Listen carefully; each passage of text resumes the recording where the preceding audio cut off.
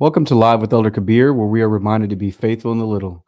I am the voice behind the scenes, Deacon David. Today we have an encouraging show for you. Please watch to the end, and we hope you are blessed by this live stream.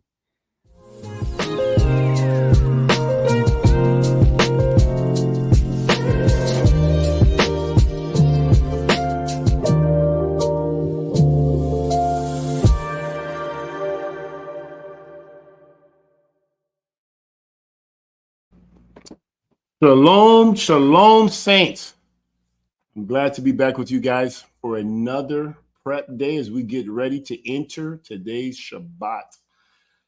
But until then, we got a beautiful live stream for you. We're going to give you guys time to come in. Today's date. Does anybody knows what's special about today? I don't know if it's special, but it's significant. Anybody knows? Well, we got 9 people in there. That's a good word, significant. Significant. July 19, 2024 is today's date. Is that today's date? For some July of you 19th, yep. It's the 19th. I can't say it, huh? I know it, but I can't say it, huh? You can't say it. Let's just see. This would be a good opportunity to do a sound check. We got 7 people on. Does anybody know anything If you significant? come in, Saints, put a like. Put a like. Give us a 10 if we're coming in well, and 0 for not coming in well at all. Shalom. Shalom, brother Bernard. Yeah. Okay, we got a good audio there. People can hear us. All right. I don't expect you guys to know. I mean, you know, shalom, shalom. We got a lot of people coming in. Hallelujah, hallelujah, hallelujah. Glory, hallelujah. All right, so everybody can hear us, even all the way. Everybody can hear us. Hallelujah. Well, guys, let me tell you. You guys heard about Trump. Obviously the assassination attempt on his life. He was saved by an inch. Truly by the grace of God, he got saved. Most definitely has just sealed the deal of being the next president of the United States of America. He is number 47. It's done. There's no way that anybody's going to beat a man who's been assassinated and actually hit, obviously in his ears. And so he's in. But so that date would not be forgotten. That was an historical moment. But thank God that I don't wish that on anybody, but I'm glad that he was able to survive. He was an entertainer at one time, you know what I'm saying? And a real estate guy. Did he ever think that anybody would try to kill him? Wow. But anyway, you have that. You have the September 11th that happened, the supposedly attack on that date. I remember that day clear. Where the 2 towers got hit. Well, even the House of Kabir has a date, right? The House of Kabir was probably established in 2000, 2001, because I was still kind of in my dad's house and in college. But 2001 of October, maybe, I guess how you can establish here with your. And it came to, it was a big hit, July 19th. July 19, 2017 was the infamous day in the house of Elder Kabir. Kabir, my house, was attacked by Satan. Woo! Man, he brought the heat. And so it just happened to fall on today, July 19th. I said, we can't talk about anything. We got to talk about what has happened since then. That was literally 7 years ago that my family abandoned me. And you guys all know why they abandoned me, because I chose to follow Yeshua HaMashiach with all my heart. I chose to obey. I had a dream 19 days prior. And I've been following this thing, just thinking like, man, this is when Yah gave me the vision. This is the day. I was, going through that. And in that dream, he told me, you do not love me. And that's not something that I, as a Christian at that time, did not want to hear. I always, when I was a Christian, I always said, man, I look forward to the day that I can hear, well done, good and faithful servant. And to see that I fell short. And I already knew I fell short. I needed the blood. But even with the blood, I was going in the wrong direction. And by the love and by his mercy and his grace, he was able to open up my eyes and my understanding. Matter of fact, if I can, let me go to let me start off this way. Let's go to I believe this is in Isaiah. Can we go to, you're gonna have to open this up here, Isaiah chapter 3. Okay. Yep. I think it's Isaiah chapter 3. I could be wrong. Let me see. Nope, it's not Isaiah chapter 3. Nope, no, it's probably Isaiah chapter 4. Nope. Let me see here, guys. I should. I mean, I was trying to bring up something here. Let me think here. Maybe it's Job. Hold on, guys. Do you know what I'm talking about? A vision. Oh, that's Job. Yeah. That's Job. Mm-hmm. That is about Job, huh? That's what I thought. Yeah. And a vision and a dream. Yeah. Okay. Yep. Job. Yep. Job 33. Let's go. Job chapter 33, verse 15. This, guys, I did not know. I mean, I've read the Bible. I know I said I've read the Bible 8 times. I got a lot of good information, but some of these things just was like an outsider reader in. So it wasn't like I knew this. I can't make this thing up. I mean, I get it. You know, I'm not one that goes around and say God spoke to me. I was not that guy. I always listen to people. Didn't you know? A lot of people want to say God said, oh, he said this today. He said this today. I was like, man, I do a lot of talking, man. I don't hear that. You know, I mean, I get the lead of the Holy Spirit and things of that nature, but man, they actually hear an audible voice. Oh man. So anyway, I told people, they didn't even believe me too. So I'm thinking like, okay, I get it, but I know I had a dream. I know I heard something. I mean, I heard what he said. I heard it with these ears. Or I said, I didn't see anything, but I heard. And I felt the presence. I felt a literal presence. No one heard me except for this one man, Pastor Dow. He said, what'd you say? They repeat that. He was the only one that found interest in my dream. I said, The only one who took you serious. Yeah. he took it serious. Everybody else just kind of like, what are you talking? Pastor Dow actually say that again. I'm like, I was just, going through the motion now. Like, no one's listening to me. And he asked me, and then maybe weeks or 2 weeks or maybe a month, Pastor actually brings it up. I'm like, wow, he heard my dream. You know what I'm saying? And that's, I was just asking because I was going to watch. And guess what? Man, things started to happen. So let me tell you, this is what happened to me on July 1st. I had a dream. You guys know, go back to the archives. You're going to see it on archive. Maybe we'll put it up as we remember, July 19, 2017, when the house of Kabir was infamously attacked on. So anyway, read. Can you read that starting at Job 33, verse 14 to 18? Read. For elders, you want me to read Scripture's version, I'm guessing? You can read the King. I got it in King James. You can. It doesn't matter. You read the King James because Okay. For Yah speaketh once, yea, twice, yet man perceiveth it not. In a dream, in a vision of the night, when deep sleep falleth upon men, and slumberings upon the bed.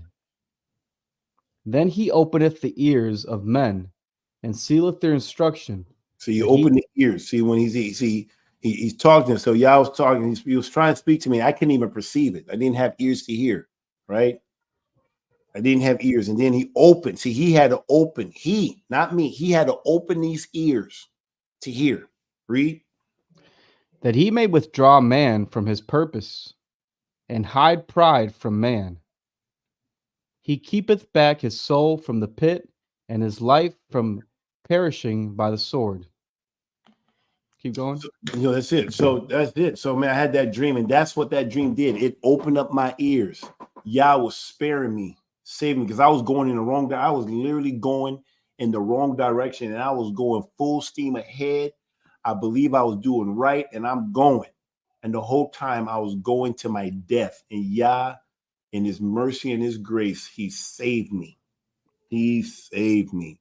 So today, guys, we're going to talk about the 70th anniversary. So we're gonna go through memory lane, but don't want to be in the past too long. But we're gonna have to go through it because it's 7 years later, and there's people who is coming into the truth right now. There's people who's come into the truth, and they're under attack. They're experiencing things that they've never experienced. They're following Yah. They're trying to follow Yah. They're trying to keep the commandments. And either the woman is leaving them, or the children are leaving, or friends are they're being attacked in so many different ways that's so bizarre. It doesn't even make sense. And they're getting discouraged, man. Is God with me? Man, I'm losing everything. These people are losing their life. They don't know. They're trying to balance. Do I save my life or do I lose my life? But the book says if you save your life, you're going to lose your life. And if you lose your life, you save your life. And I want to show you today. I hope by the grace of Yah that He used my mouth, use this broadcast, this live stream to be able to show you how faithful Yah is to truly. He's faithful to His words. He's faithful to restore you, to bless you if you keep His commandment, if you follow Him. That's not without persecution. I'm going to show you that's not without persecution. So today we are going to go through memory lane. So stand, restoration, blessing by trials. So we are going to go through the 7-year anniversary. This is the seventh anniversary. And there's a time to reflect so that you guys can all see where I've come from, where I am, and where I plan on going. So I want you guys to see that. And so we're going to start. So it's been 7 years, like I said. It's time to reflect. Let's start with the scripture here about the duty of man, right? So I'm thinking I'm doing Yah's will, and the whole time I'm doing what the Christian tells me to do.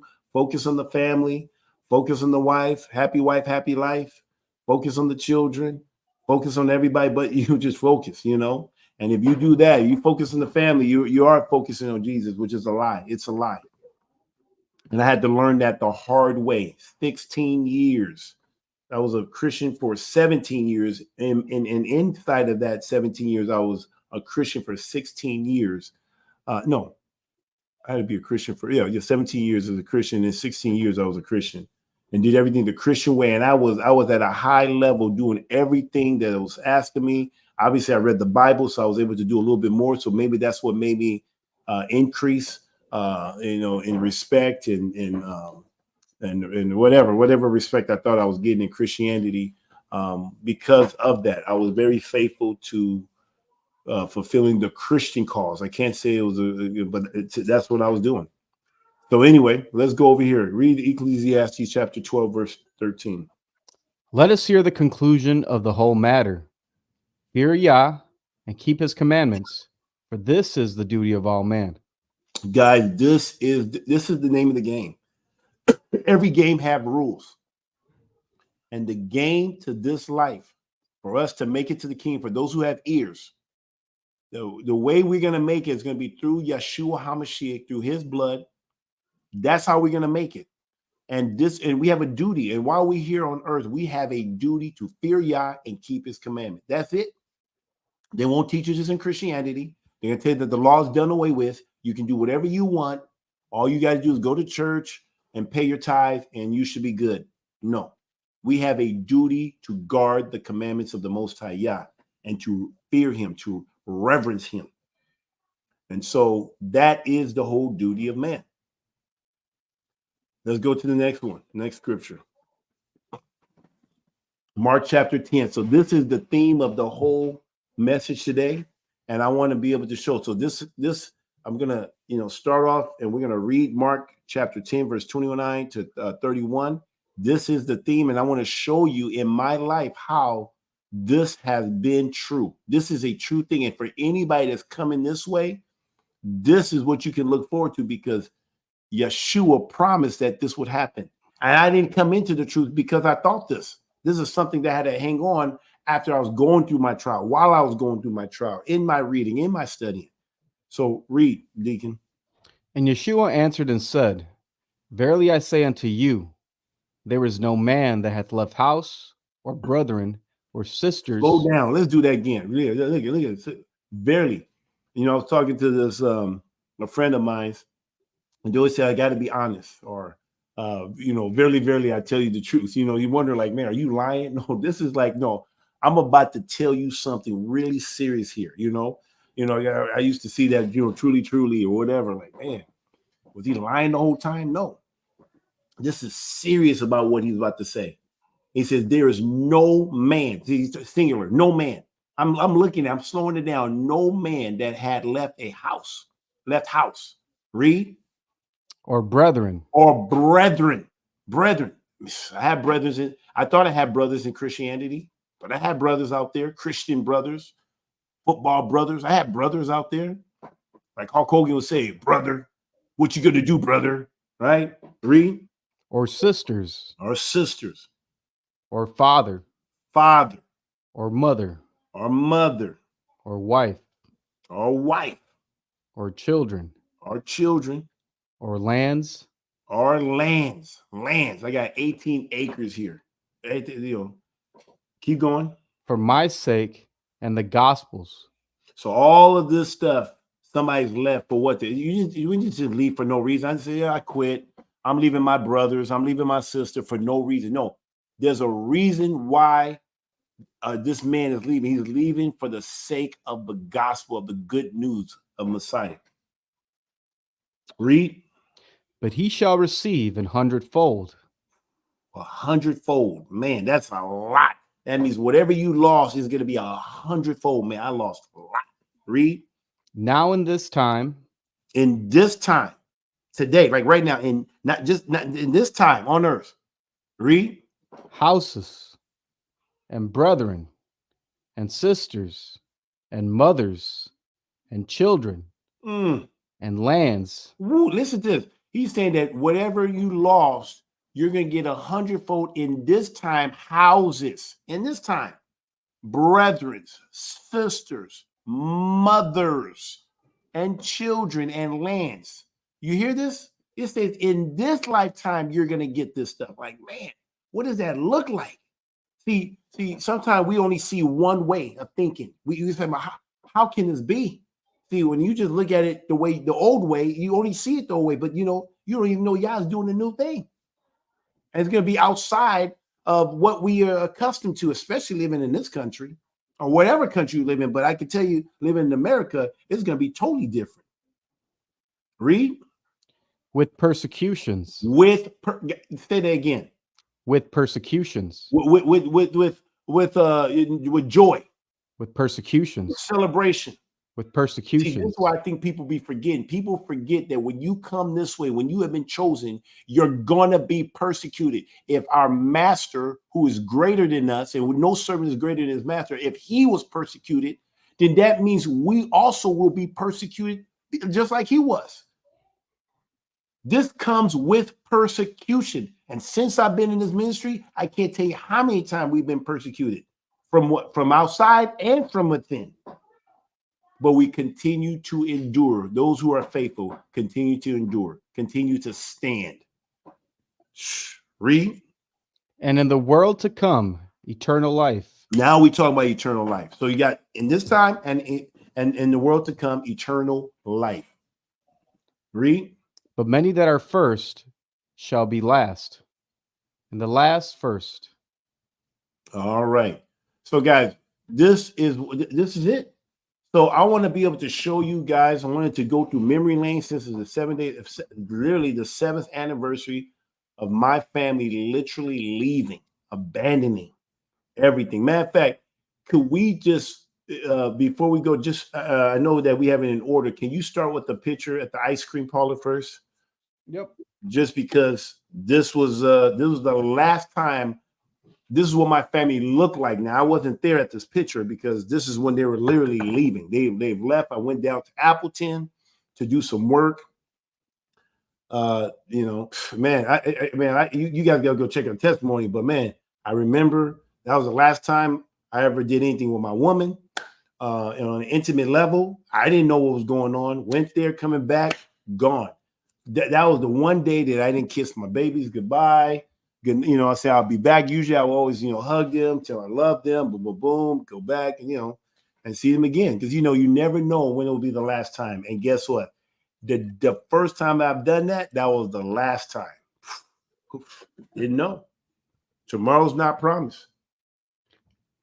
When you're ready, can you put that picture up? So this is the picture. This picture was literally taken 7 years ago. Maybe an hour, we probably an hour above, because they may have left, maybe even left before it was one right now. But literally, this picture was taken on July 19th, which is today's date, in 2017. These are you in that. There's other people in that picture. Um, you see my ex there. You see all of her girlfriends, all of her Christian friends that literally helped and assist in the destruction of me and my house. Right there. I mean, it's a picture. You can't make this thing up. Right there. That picture was taken on July 19th. I don't even know. I wish I could do a pointer, because there's a lot of women in here, but the woman in the white shirt carrying my daughter. I'm here using my mouse as if anybody can see what I'm looking at here, but carrying my daughter right by the ice cream. I don't know. How would you, is there a way that people can see? Just the woman on the right with the white shirt. Okay, the woman on the right. Thank you. Okay, the woman on the right in the white shirt. And then obviously, thank God that there's a lot of Caucasians in here. So all the dark skinned little ones, those are my sons and daughter. One daughter. Let me see. Are they all in here? Yep. You can see 1, 2, 3, 4, 5, 6, 7. So that's it. 7. That was it. Gone. This is what they look like on July 19th. So now I'm going to take you back to Mirror Lane and show you how the house of Kabir got built up little by little. We're going to show you, and then we're going to show you some scriptures. But I want you guys to see that it wasn't like, oh yeah. I mean, this is something that I worked very hard, diligently to build my house. And I thought I was building my house on solid ground because I was in Christianity. But the whole time, the house of Kabir was built on sandy ground. We know when you build your house on sandy ground, when the storm came, that house came crashing down. Yes, because hey, ignorance is no excuse. I was ignorant. I was deceived. So let me show you. Let's start going through some. We have some pictures here for you guys. This is the beginning. Obviously, you get married, you have babies, boom. Here's my eldest son right here with my dog. Now, that dog right there, Nala, man, she was faithful, man. Faithful, man. I wish she lived longer. So, but anyway, keep going. You can see, I was really big in taking family pictures because I really valued the family, focus on the family. You can see me, looking young. I was playing for the Packers at the time. Then we have a second one. I think we only took pictures when we had another one. That's the only time we did family pictures, when there was an addition. And I was so committed to having a lot of babies with just one woman. One woman. No polygyny, just one woman. That's it. I was content. Keep going. Then you can see the third one come. There's go. You got Rashid, Ali, Jedi. Then the dog was added. This was a dog. Sydney. Hey, guess where that dog came from? That was actually Donald Driver, which that was his dog given to Jen Quo, and who's our realtor, a friend of ours, and a friend of the ministry. And so that's how that I always joke. Did you say gave her to Jinko? Yo, sorry. Thank you for correcting me, man. Sydney, man. Sydney is no longer anyone, but Sydney is a boy dog, man. Yeah. I tell you. She always reminds me of the Ewok, man, from Star Wars. She always reminds you of Ewok? Yeah, the way she was, but So say you still doing it. Even he. Hey, now that we live in these pronoun days, maybe there's more than two genders for dogs too, I guess. Maybe. Anyway. But yeah, so I always looked at my family picture like it was a team picture, like I'm, running a football team or something. So anyway, keep going. So then we have the fourth one, Judah, so you can kind of see it growing. You see the dogs are getting older. Man, I had that dog all the way in college. Keep going. This is when I lived in my old house. Boy, tell me, we missed something. Did we miss something? 4. Okay, go to the next one. Okay. Oh, yeah, that's true. So when I had the fourth one, that's when I said, man, I got to build me a bigger house. This is not going to, I already can see we're going to continue outgrowing this. So we outgrew that house. And now the fifth one, Kabir Jr., I know, don't ask me. I know Kabir Jr. is supposed to be your eldest, but And when I was growing up, I was number 5. So I just said, if I have 5 boys, if I have a 5th boy on this one, I'm gonna call him Kabir Jr. So KJ in the house. So he's at it. Dog getting old. Keep going. So look at, and guys, this is a span of 16 years. So I was married in Christian for 17 years, but this house was being built and it took 16 years. How many years I said, Deacon? 16. 16. Everybody, I want to make sure everybody hears this because I want to show something as we keep going to show. Everybody type in 16 so we don't forget that. I just want to make sure everybody physically is participating. You said 16. 1 6. 1 6. 1 6. Everybody type in 16 for me just to make sure everybody's following. You guys like what you're hearing about. It's going to be good. All right. Everybody can hear 16. I want to make everybody participate. 16. 16 years to build this house. And we haven't even got to it yet, but I'll tell you when it ends. This is when the 16-year ended. Make sure you guys hit that like button. So now we got. Is there another one here? I'll be losing count here. Yeah, there's another one. That's not the last one. Okay, but this is the this is the 6th one, right? Number 6. This what you took at the now? Yeah, 6. Okay. Yep. 6. So 6 would be Emmanuel. So Emmanuel, my 6th son. So man, we were doing it, man. A beautiful family, everybody. I mean, I'm telling you, there people. I mean, we were like the model family. I mean, focus on the family and Samaritan men. I mean, everybody just thought like, man. I mean, truly, committed to the cause. We opened up our house. I mean, we just moved in here after when number 5 came in, KJ. Man, I mean, now we got another dog. I think this is was that dog in there? Was Gracie in there? Now you guys remember Gracie, right? Nope. Yep. Gracie wasn't on the team picture. Then, yep. So we picked him up on the waivers. He got cut from another team. My brother, Akbar, the American Ninja guy, he cut him for the team. He said this dog is too wild. I said, okay, we'll bring him on the team. Nala's getting old. You know what I'm saying? So we need to, maybe good transition. And still have a big dog. That was a pit, but that dog had a lot of energy.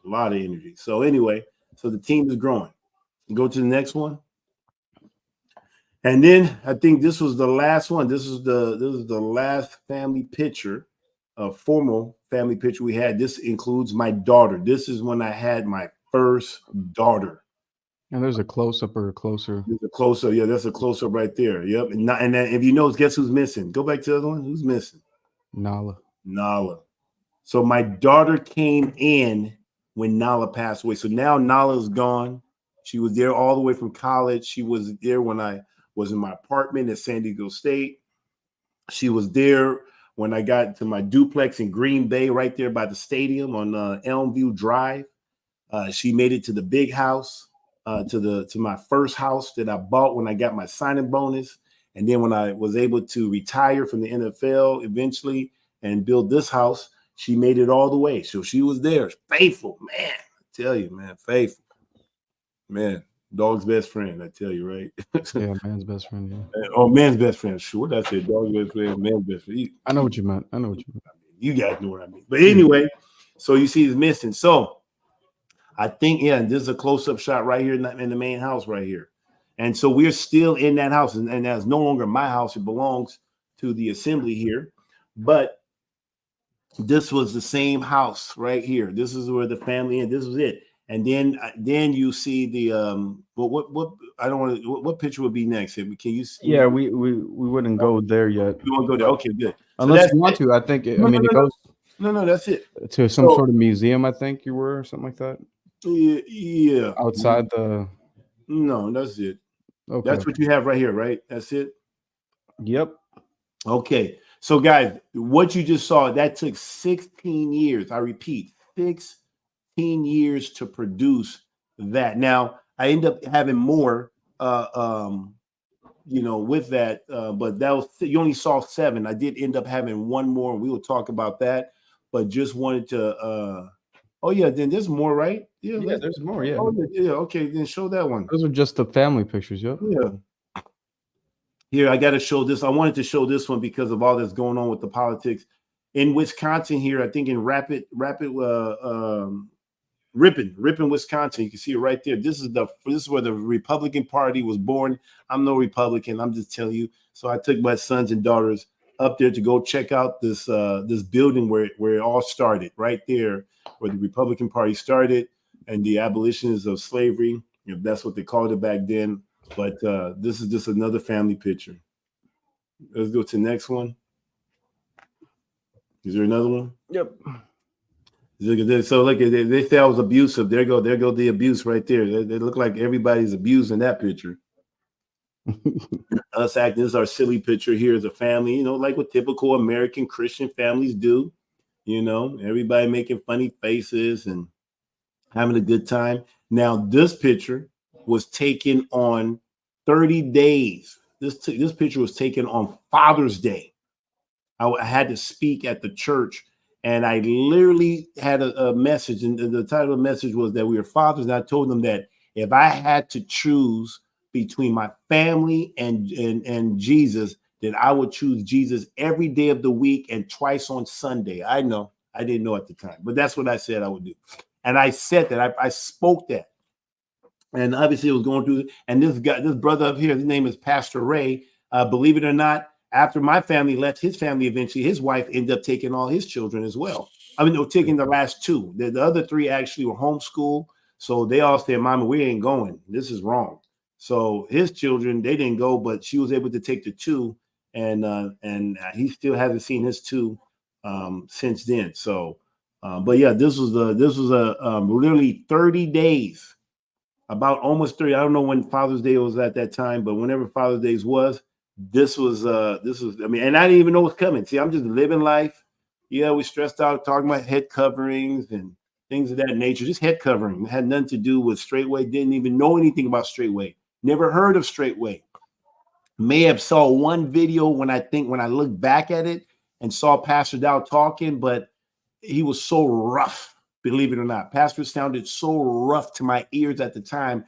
And not that he was saying anything wrong. I just knew that this was not something that I could present to my wife at the time to convince her to wear head cover. Like I was woo. Like, I mean, now if you're talking to men or, football players or military people, that great. But this was not going to fly. So I listened to it, but I had to go into the next one because I was trying to find something. Because why I was into this whole head care, because I had a daughter. And so I knew I had to rear my daughter differently than my sons. And so I started looking at things about girls. I'm like, oh man, when she prays, she has to have her head covered. So these are things that started to move in me. Didn't even know what was happening.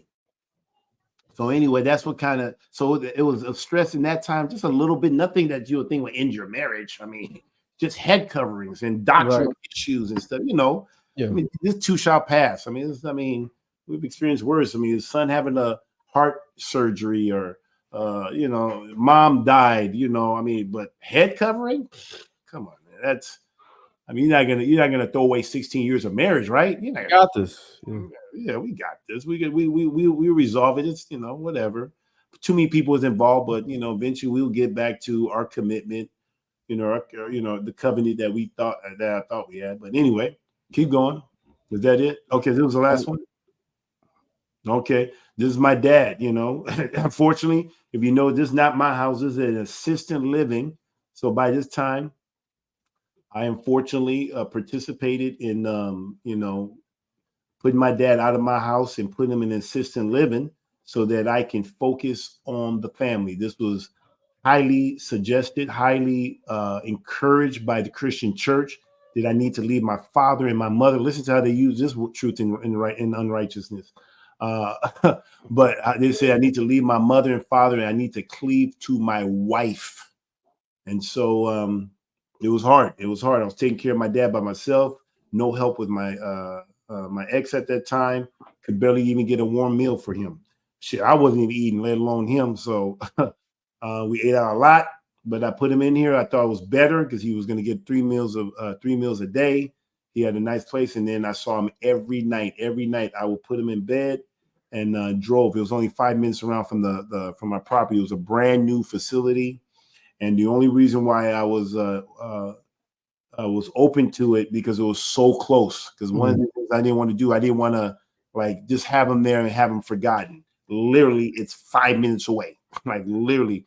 And so that, and to me, I thought it was from God. Thought that maybe this is God's way of saying, "Hey, he's just right around the corner." So it takes 15 minutes to walk there. I think 15, maybe 30 minutes, but it's a 5-minute drive for sure.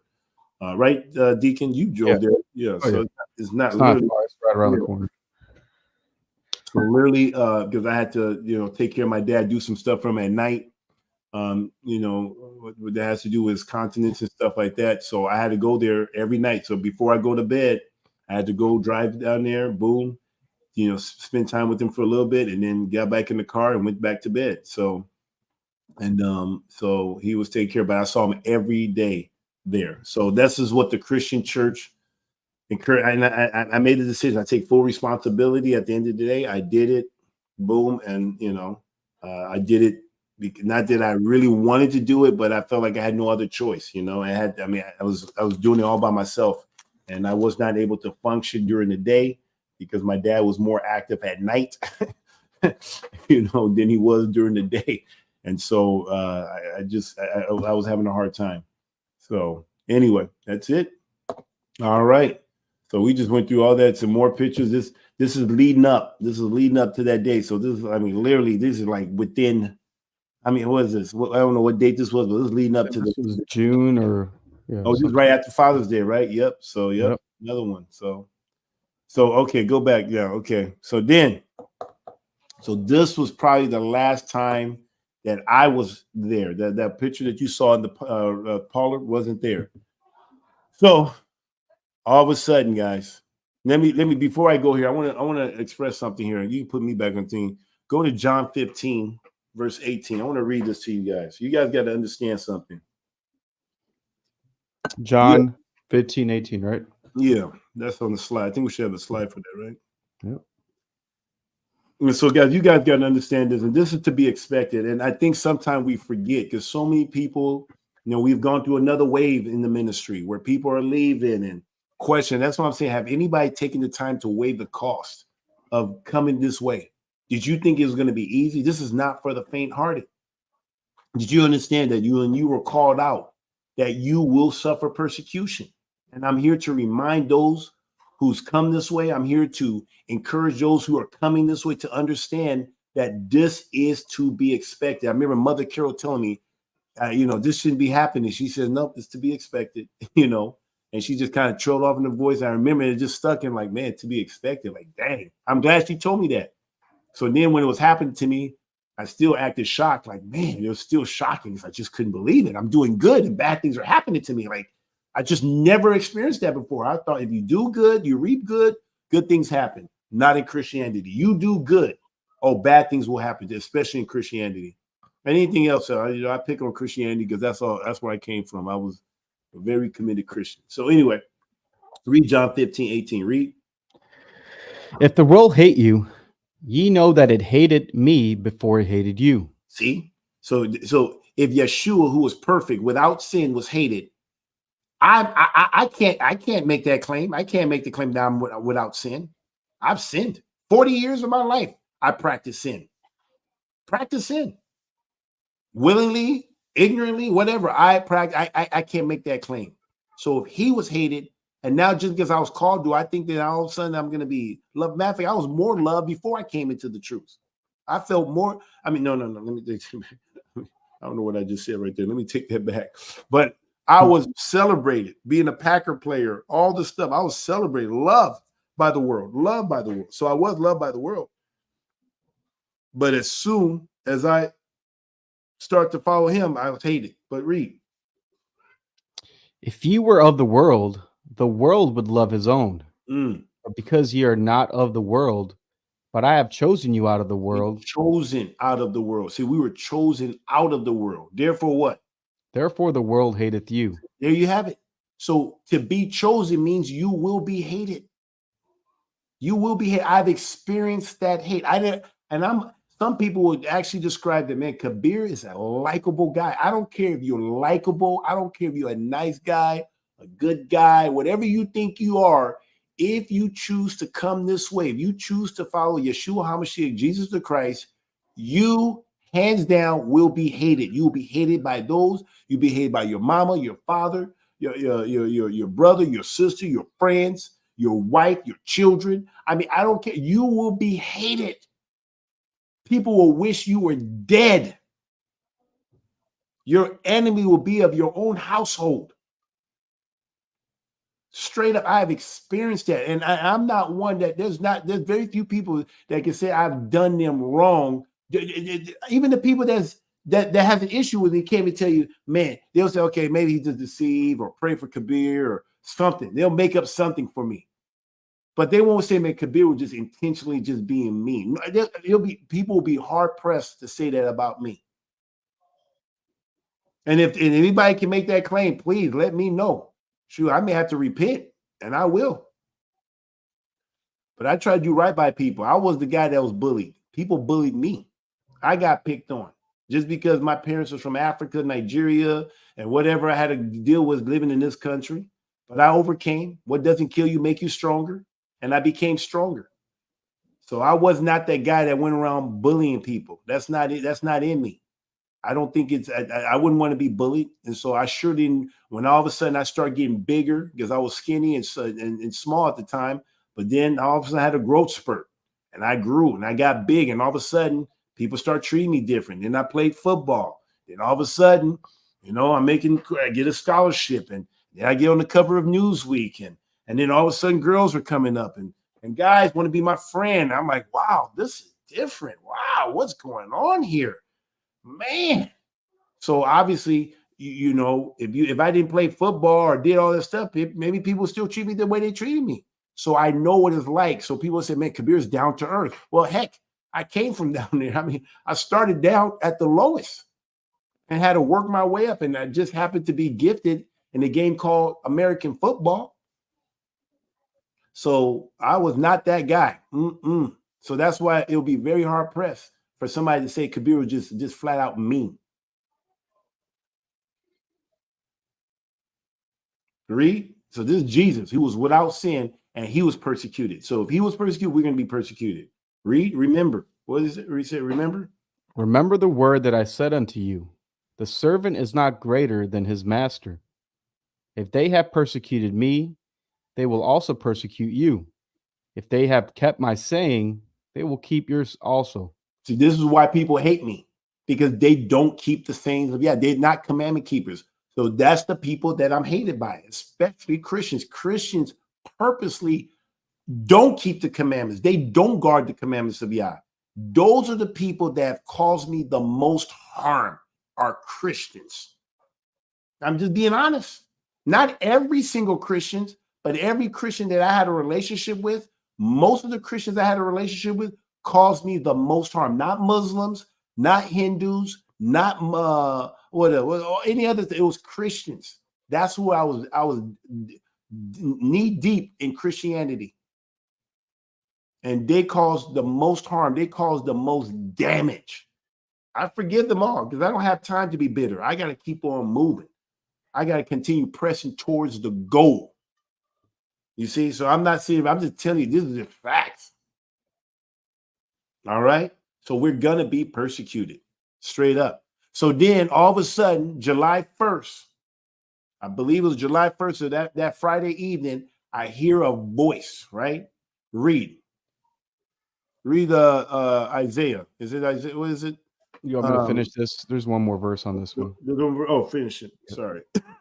But all these things will they do unto you for my name's sake, because they know not him that sent me. I said that. See, that's why they do it. So that's why you can't be mad at them. Why can I be mad at people who are blind and deaf? They're spiritually blind. They're spiritually deaf. So all those people that I used to run the streets with, and I just use that as a term because I didn't run the streets, but those people that I used to live life with, whatever that means, you know what I'm saying? They're blind. They don't know him. That's why they hate me. And now they are taking on the characteristic of Yeshua HaMashiach, Jesus the Christ. This is why they hate me, because the spirit that's within them hate the spirit that's in me. See, I have the Ruach, I have the true Ruach HaKodesh in me. I have the Holy Spirit in me. And that spirit is guiding me to all truth. Is guiding me. And so when you're walking according to Yah, and those who are not are going to hate you. It's to be expected, guys. I know. It breaks my heart when people come through that door and say, my wife is, she gave me an ultimatum. Either you submit to me or you leave that cult, that straightway cult, and come home and follow me and submit to me, or it's over. I mean, you got a choice. I get it. And then they'll say, oh, she would never do that. Oh, she won't empty the bank account. Oh, yes, she will. How do I know? Because it happened to me. Things that my wife would have never have done back in the days, she did it that day. It was like a spirit. And then I told a guy, I remember telling one brother, I told him, I said, bro, I said, man, I think you need to check your bank account, man. Your wife, that the very time that it dropped, said the fact that we're talking about this right now, your wife is cleaning your bank account right now. He said, nah, that won't happen. Bro, I can't make Brother TJ, if he's listening to this, he can testify to this stuff. It was him, Brother TJ. He was right here in my office. Literally, however long it took him to leave this office from when I told him to get to the suite that he was staying in, literally he came running back, shocked.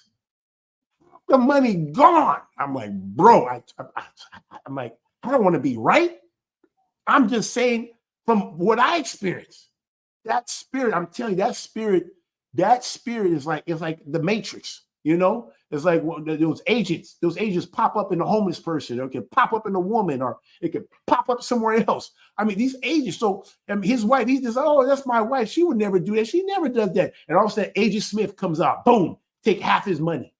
I mean, literally, right there, TJ said 100% true. And he's laughing because, bro, he's like, nah. And I know that confident. Nah, not my wife. Nah, she won't do that. Boom. I'm here telling another brother in Chicago. I said, bro, I'm telling you, go change the lock. That woman right now is at home. She's changing the locks right now. He went and called him, found out his wife didn't go to work. She stayed home. He got off to work. I said, I'm telling you, those locks are changed. She went in there. He couldn't get into his own house. And he had a order that a no contact order. The man had to sleep in his own truck. Guys, I'm not trying to be right. Guess who did this to me? Pastor be telling me stuff, and I'm like, no, boom. It's like, and I don't do voodoo. I don't do any of this stuff, guys. I'm just telling you, when you see, there's a saying that Pastor always say, right? And it's not like he's seen it 1,000 times. But if you've seen that spirit once, it's like you've seen it 1,000 times. That's it. That spirit has that same characteristic. If I've seen it once, I've seen it 1,000 times. I think I said it right, Deacon, right? Please help me out. Yeah. If you've seen it once, you've seen it 1,000 times. I've seen it 1,000 times. It's the same thing. And we have another brother that came in. Same thing. He said, no, she wouldn't do that. Boom. Same thing. You can't make this thing up. You can't make it up. So this is about restoration. This is about blessing. Yah is doing a good work. And so if all of this stuff is happening where the demonic spirits they're consistent, guess what?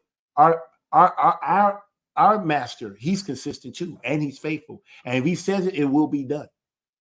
But let's keep going through this timeline. So now I'm going through this timeline, and then all of a sudden, let's go read Isaiah chapter 40, verse 3. Read.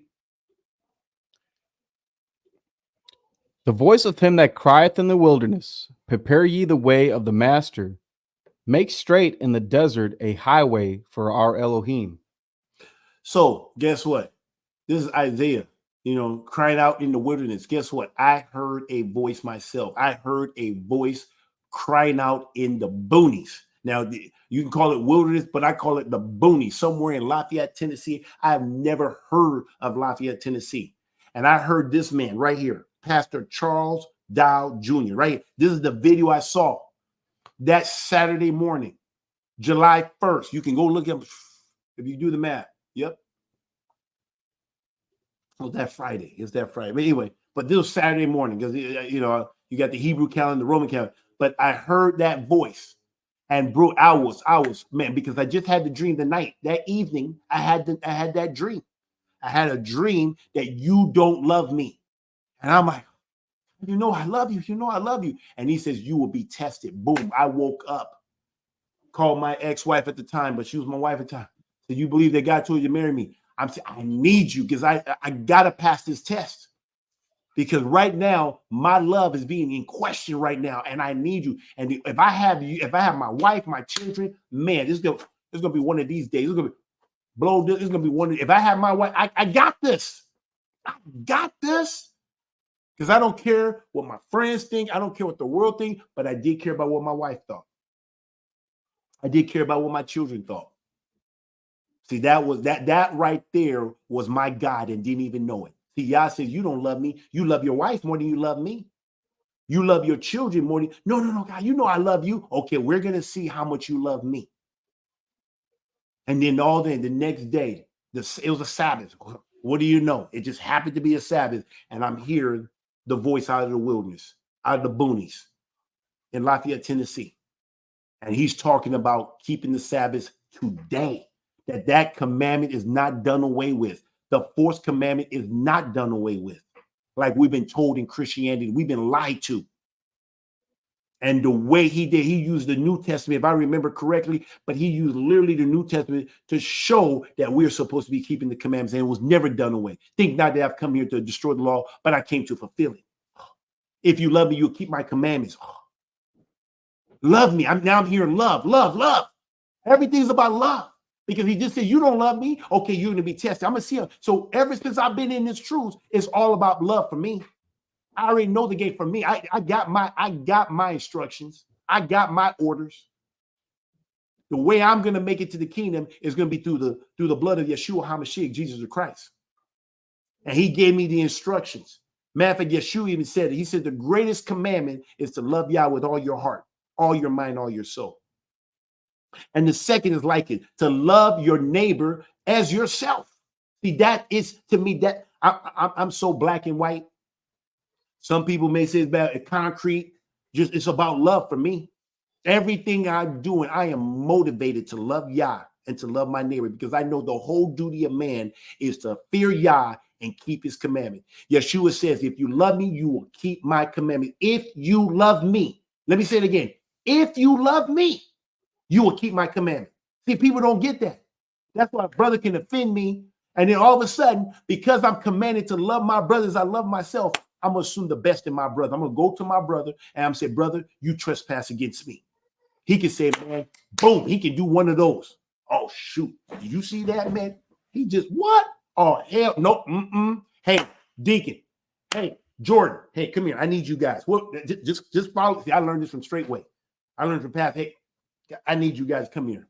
Boom. Hey, brother, you trespass against me. He does it again. Boom. Oh, shoot. You saw that, Deacon? You saw that, Jordan? I saw that. Hey, let's treat him like a heathen. Nope, we can't treat him like a heathen yet. Let's take this to the assembly. Let's take it to the assembly. Boom. Let's do it. Boom. Take it there. Boom. And now he says, oh, yeah, okay, now I can do what the book says. Now I can treat him like a heathen. But see, but everybody wants to go straight to hate. As soon as they get offended, it could be a perceived. We don't even know if it's real or not. The person don't even know it. And then boom, all of a sudden you treating that person like he's your enemy and you haven't even given him a chance or her a chance. Are you guys seeing this? Did you hear me? I'm hearing you. Don't fall asleep on me. If you guys are liking what you hear, put in a 10. Give me actually put 94 because then I know you really listen. Put 94 in there. Give me a 94 if you guys hear what I'm saying. Sometimes when I just need, you don't get no. It's just quiet. I'm just in this room all by myself talking. Just want to make sure everybody's hearing or something. All right. I like that. Now that's how many children one day I'm going to have by the grace of the Most High. Yeah, see ya. So this is how we're going to make it, Israel. It's real simple. We have a playbook. See, in football, they give you what they call a playbook. That play, you have to study your playbook so that when you go out on game day and in that play, there's different situations, different scenarios that you're in. If you're in red zone, there's a playbook. In the playbook, you go to the section that says red zone, and they give you different calls for different scenarios. If it's third down, you switch and you go to third down. Install. You look at it. Boom, boom, boom. If it's first or second or third down or basic plays, there's literally a play for every scenario. There's even plays on certain places on the field. And we have the Holy Bible, the Torah right here, the prophets, the Psalms, the Gospels, the epistles. We have it right here that literally give us the plays on how to move in this lifetime, how to move. So you don't fall for traps when you see somebody maybe big in the ministry and they have a falling out and they start acting wicked. See, if you know the play, you know exactly where to go. Oh, okay, I've seen this play before. That's that play. Oh, this is how you're supposed to act. Oh, this is what you're supposed to do. Oh, I'm a husband. This is what I'm supposed to do. Oh, I'm a wife. Oh, this is what I'm supposed to do. Oh, I get a sister wife. How am I supposed to? Oh, this. I mean, there's a play for everything to be successful, to make it to the kingdom. Everything you need is in this playbook called the Holy Bible, we call it. It's right here, and we miss it. Man, this is like a lamp unto thy feet. Man, do you understand? When I heard that voice and I told my family, shut it down, shut it down. We're keeping the Shabbat. Shut it down. I don't know what to do. I don't know. All you told me is that we need to keep the Shabbat, but I didn't know exactly how that looks like. I know we're gonna rest, so shut it down. Turn off the TV, no toys, shut it down. I just went. I'm telling you, as soon as I saw that last video, I turned it off and I made an alert to my family, shut it down. And then all of a sudden, my wife at the time said, "Oh, he's gone crazy. He's flipped." I'm just trying to follow the book. The man was convincing. He was on point. He used line upon line, precept upon precept.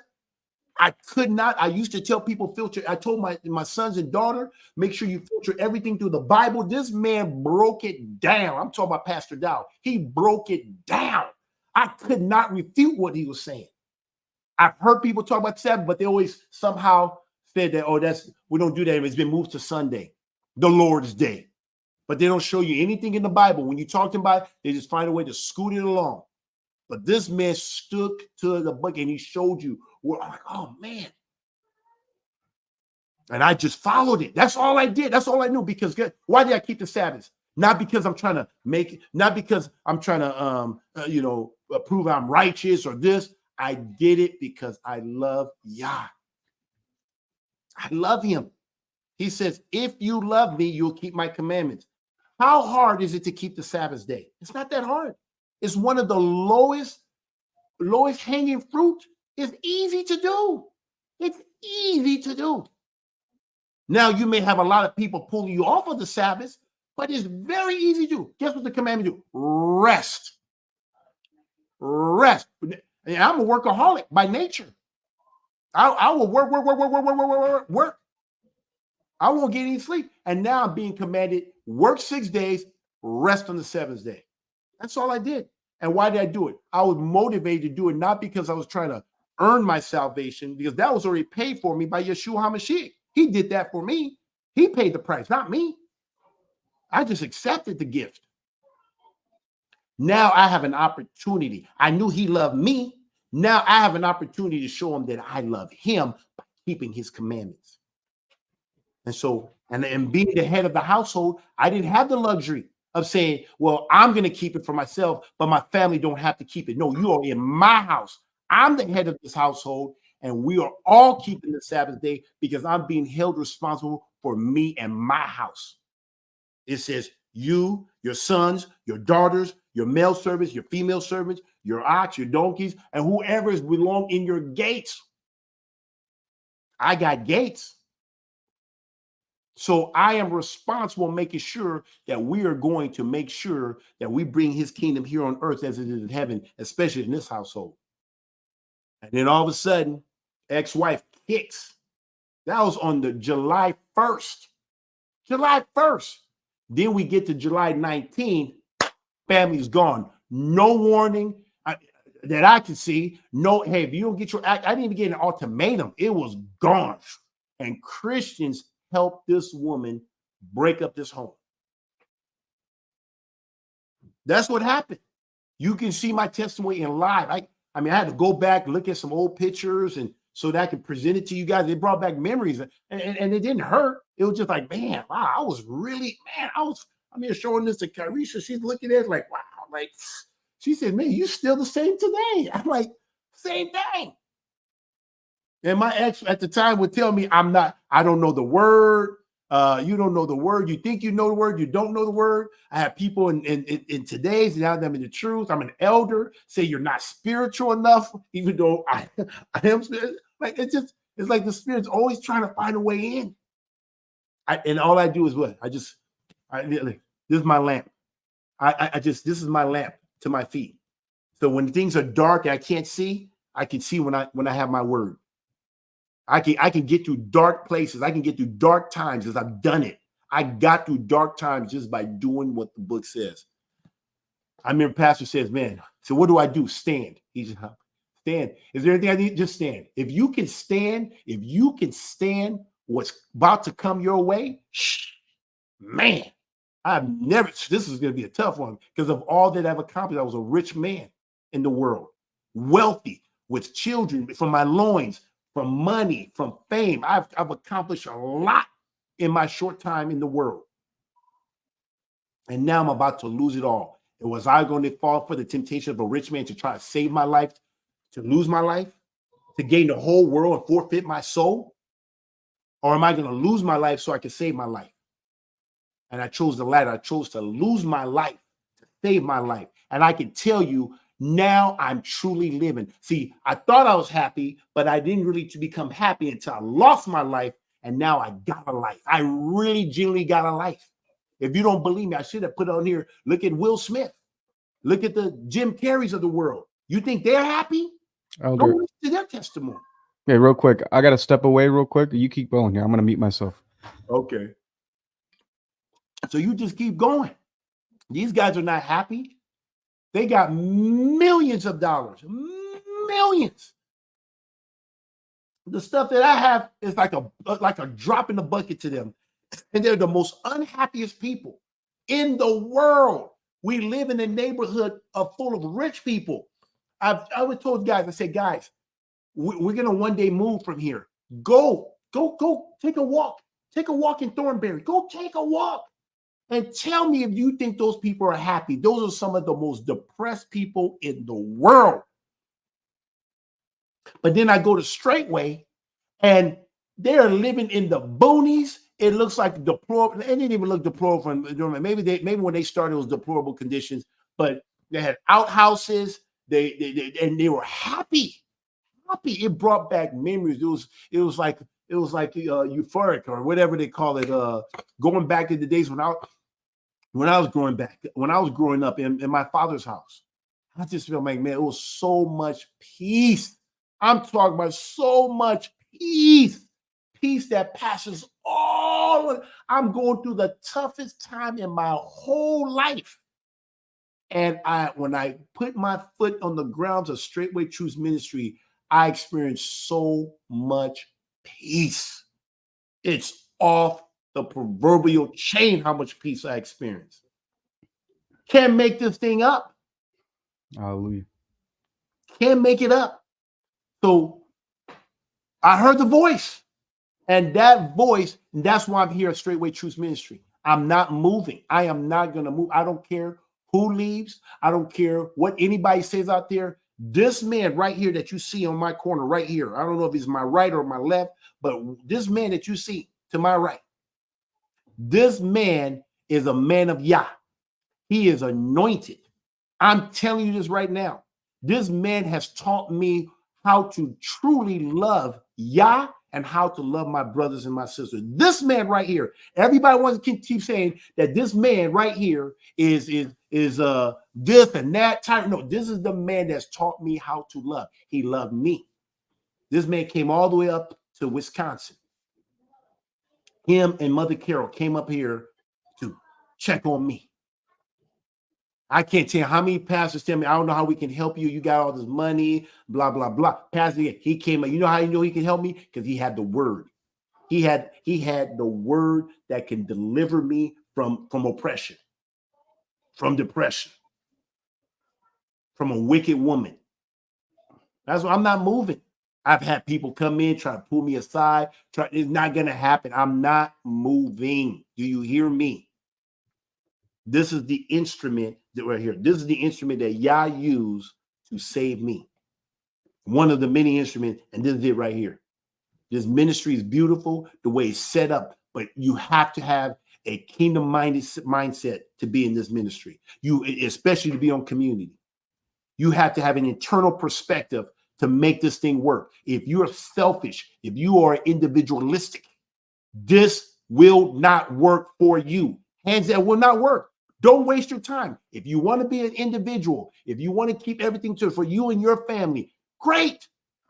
Don't do community. I'll be the first one to tell you, if you have an individualistic and you're selfish, do not join community. This is not the place for you. Bad place. But if you're looking to be a part of Yah's family and do it Yah's way, straight way is the place to be. And if you want to forsake all and go all out and give everything you got for the kingdom, this is the spot. This is the spot.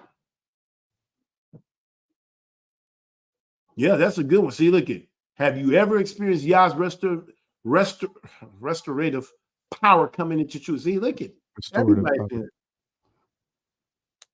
So I don't go too long here. Now I want to show you guys, since hearing that voice, man, I'm talking about, man, things was happening. Crazy things was happening. But Yah's doing a new thing. Let's go to Isaiah chapter 43, verse 18 and 19. Read. You want to go through these pictures before we get to that transition? The next pictures? Yep. Yeah, go through the pictures. Yep, let's do the pictures. If you know the order, just go. Okay, so listen. So this is July 16, I believe. July 16. I had a couple of guys that played in the NFL, came up here to visit for something else, but they were in the area. Man, one of them was a good friend of mine. CJ, I'll just say CJ. He knows who he is. He said, he was telling me not to go this way. I already made it scheduled. I'm going to go visit straightway because I heard him on July 1st. I talked to Pastor down on the 7th or the 8th. And then I said, it was getting close to July 21st. That was going to land on 21st. And he was telling me, focus on your marriage. I said, what do you mean focus on my marriage? We didn't even have a problem. I want to go check out this ministry, just like I'll go check out Joel Osteen if I was in the area, or David Jeremiah in San Diego, or Miles McPherson in San Diego, or Texas Tony Evans. I mean, how come I can't go check out this one? I want to go check it out. We're going to be in the area. We're going to be out. Let's go check it out. And he said, I'm praying that God will stop it.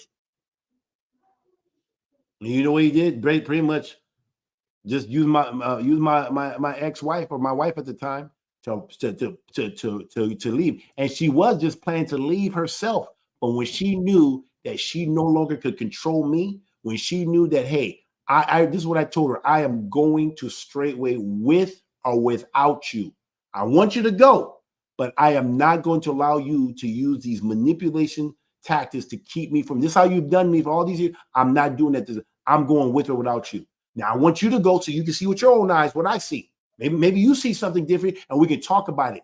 I just want to go check it out. I got to go see how they keep the Shabbat. Had no plans of joining straightway. None. Just wanted to see how they did the Shabbat so I could come and do it myself. Now, maybe I would have joined. I don't know. I can't even tell you because I wasn't even thinking about joining straightway. I didn't even think that was possible because I lived in Wisconsin. I have a big house. We still trying now. I want to go, and now I got to wait for the house to sell. So, I mean, there's a lot of moving parts here. Okay, now it's just me and the community that's one mind like me, and we can't wait to. Can we not wait to move, Deacon? Are we? Are we slowing the process down? We're chomping at the bit. Yeah, that's only y'all can make that. Maybe when Trump gets into office, somebody gets excited. Woo, man, I want to buy that house. Boom, give us the money. Man, I'm telling you, man, we packing up and we heading down south to Tennessee, getting close to the hub. Can't wait. But right now, we're just gonna occupy until Yah give us a clearance. Hallelujah. That's all we're doing right now. House is on the market. We have a great realtor, Jen Quo. She's if anybody, I'm glad she's doing it. she's going to get her done. I think Yah's going to use her as an instrument to get this thing done. And then we're going to go get that land that we've been praying for 7 years, whenever I saw it, or 5 years ago or 4 years ago. I don't know when I saw it, but we know the land. We believe that land is being preserved for us. So, I mean, I can't wait. But this is few days, boom, right here. This is DC right here. This guy's name, DC, Darren Carrington. He played in the league too. Darren Carrington. Now, this guy played for the Minnesota. He played in your area, your neck of the woods, Minnesota Vikings. Okay. So I don't know if he went to San Diego State, but anyway. But yeah, there with my family right there. This is how did I know? Can you imagine? I'm the one that's taking this picture. I have no idea what's about to happen. I have no idea. This is 3 days. 3 days before July 19th. This is July 16th, if I'm not mistaken. Is there any more pictures? Yep. And then boom, 3 days later, gone. I'm in Appleton, calling my work. Is he there? Okay, where is he? Boom. Family leave. They're not even supposed to be leaving. Gone. This is what the Christians do. This is all supported by the Christian church. They ended up going down, I don't know, north to some, I don't even know the area anymore, Stevens Point, and stayed in the basement of a pastor, a Christian pastor. Name of the church is called Refuge. That church, Refuge in Stevens Point. If you think I make it up, look it up. Look up Pastor Matt Malik, and Pastor Deb Malik as a woman. His wife is and man, you look at her, she's like a bulldog, man. She's like a bulldog, a witch of a witch. I don't know what she looked like before. I don't even know how he was attracted to her, but man, she looked like a bulldog, a fat pig. I'm just telling you what she looked like. I'm not saying, I'm just telling you what she looked like. If you think I'm making it, they put it out there on website right there for you to see. Matthew, maybe you can go look it up, Deacon, Refuge in Stevens Point, and you can go to church and you can look out there and you see. So if you have time to look that up, I would love to put that, because I don't want you guys to think I'm making this thing up. Maybe you can give me a better descriptive word, what she looks like. She's like, I mean, she, what's that character on Sesame Street? Piggy? Miss Piggy? Miss Piggy. She looks better than this woman. But they both look like they're in the same class. Maybe because they eat all that pork. I don't know. Maybe you keep on eating pig, you're going to look like a pig. I don't know. And I'm not being mean. I'm just telling you what she looked like. But hey, when we get it up, I'm going to put it up so you guys can see it yourself, so you don't think I'm making this thing up. But that's what she looks like. And you got to be laughing like, dang. I can't make this thing up. So anyway, but that's where they stayed. So anyway, that was the day they left. This is what they look like. Literally, this is July 19th. This happened literally 7 years ago. Today, I don't know if that's how you say it. Today, this would be 7 years that my house was attacked. All right. You have that thing? You want me to text I'm still looking for it, but let me see if I can look. I'm gonna look this up. Hold on. Okay. I just want just real quick, right? Just so people don't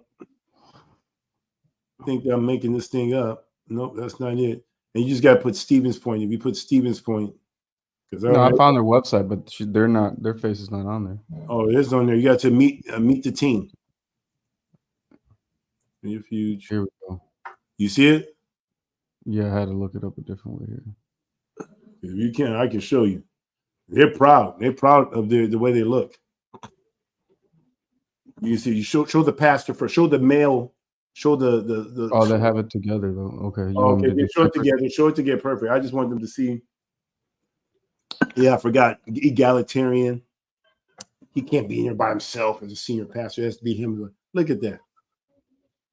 That's a shell of a man who's controlled. Now, he's supposedly the senior pastor, the founder and senior pastor of this church, and that's his wife. Does she not look like, I mean, wouldn't you say Miss Piggy looked better than that? Yeah. I'm just just tell me. I don't.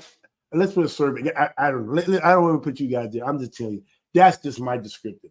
If I'm being too hard, then forgive me. I'm just telling you. That's when I see her. I think of Miss Piggy, but Miss Piggy looks way better.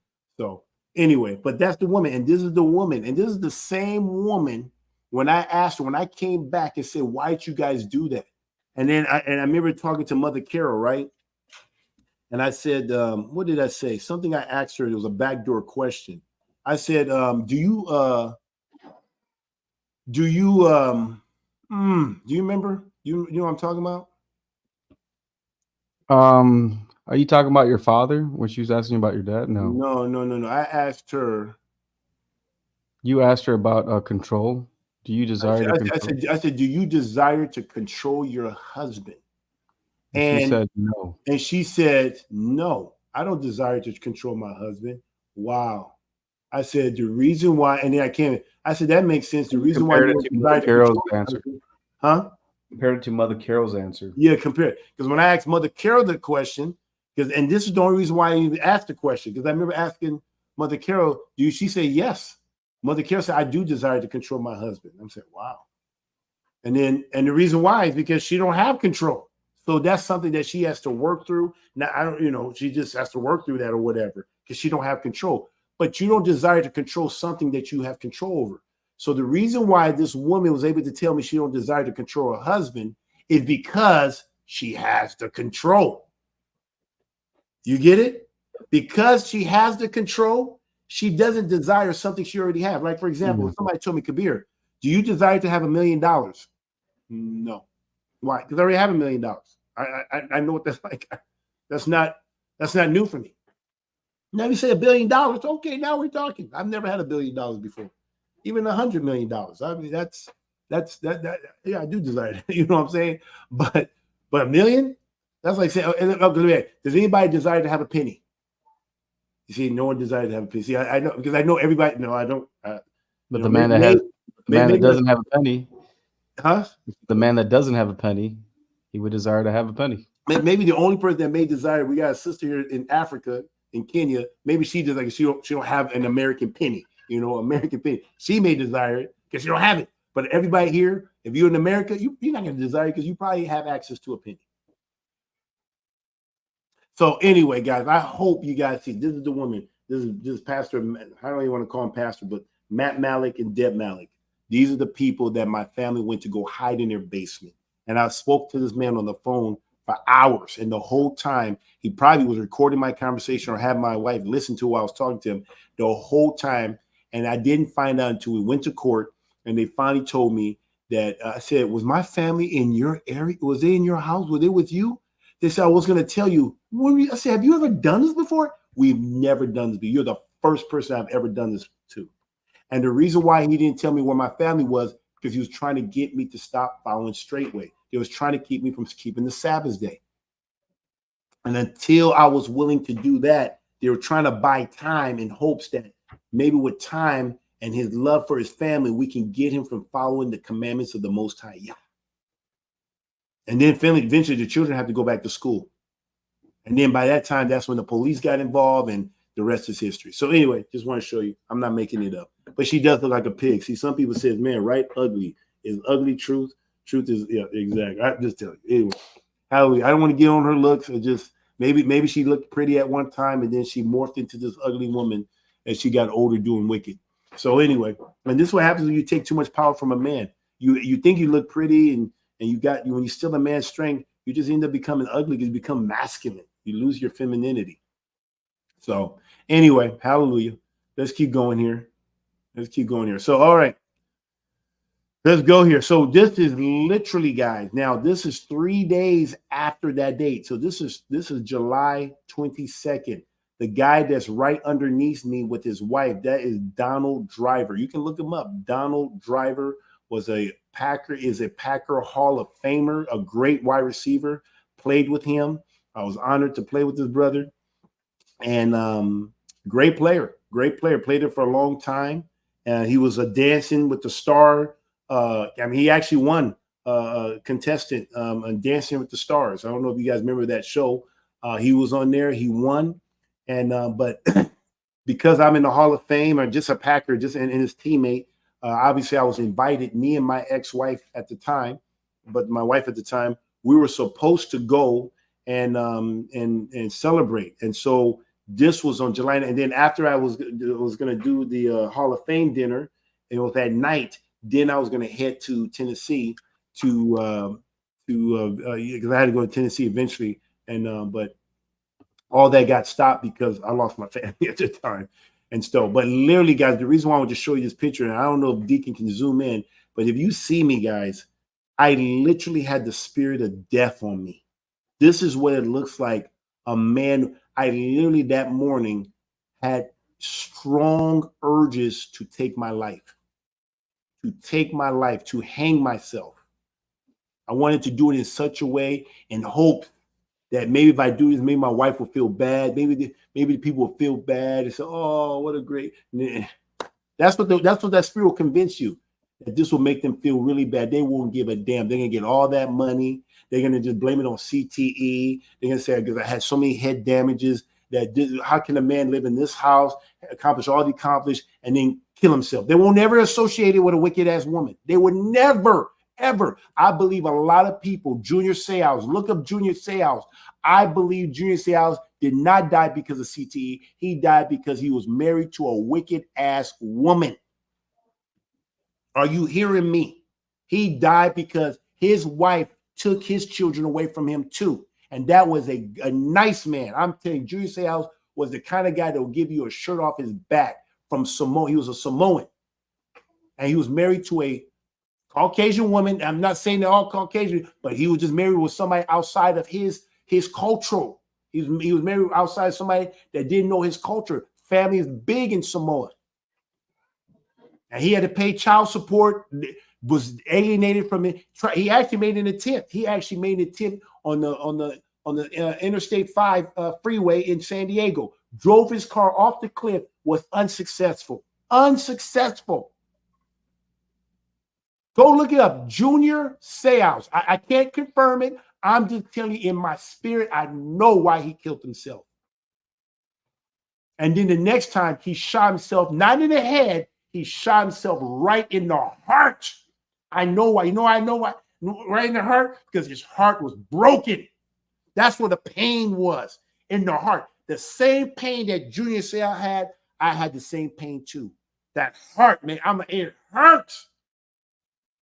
It hurts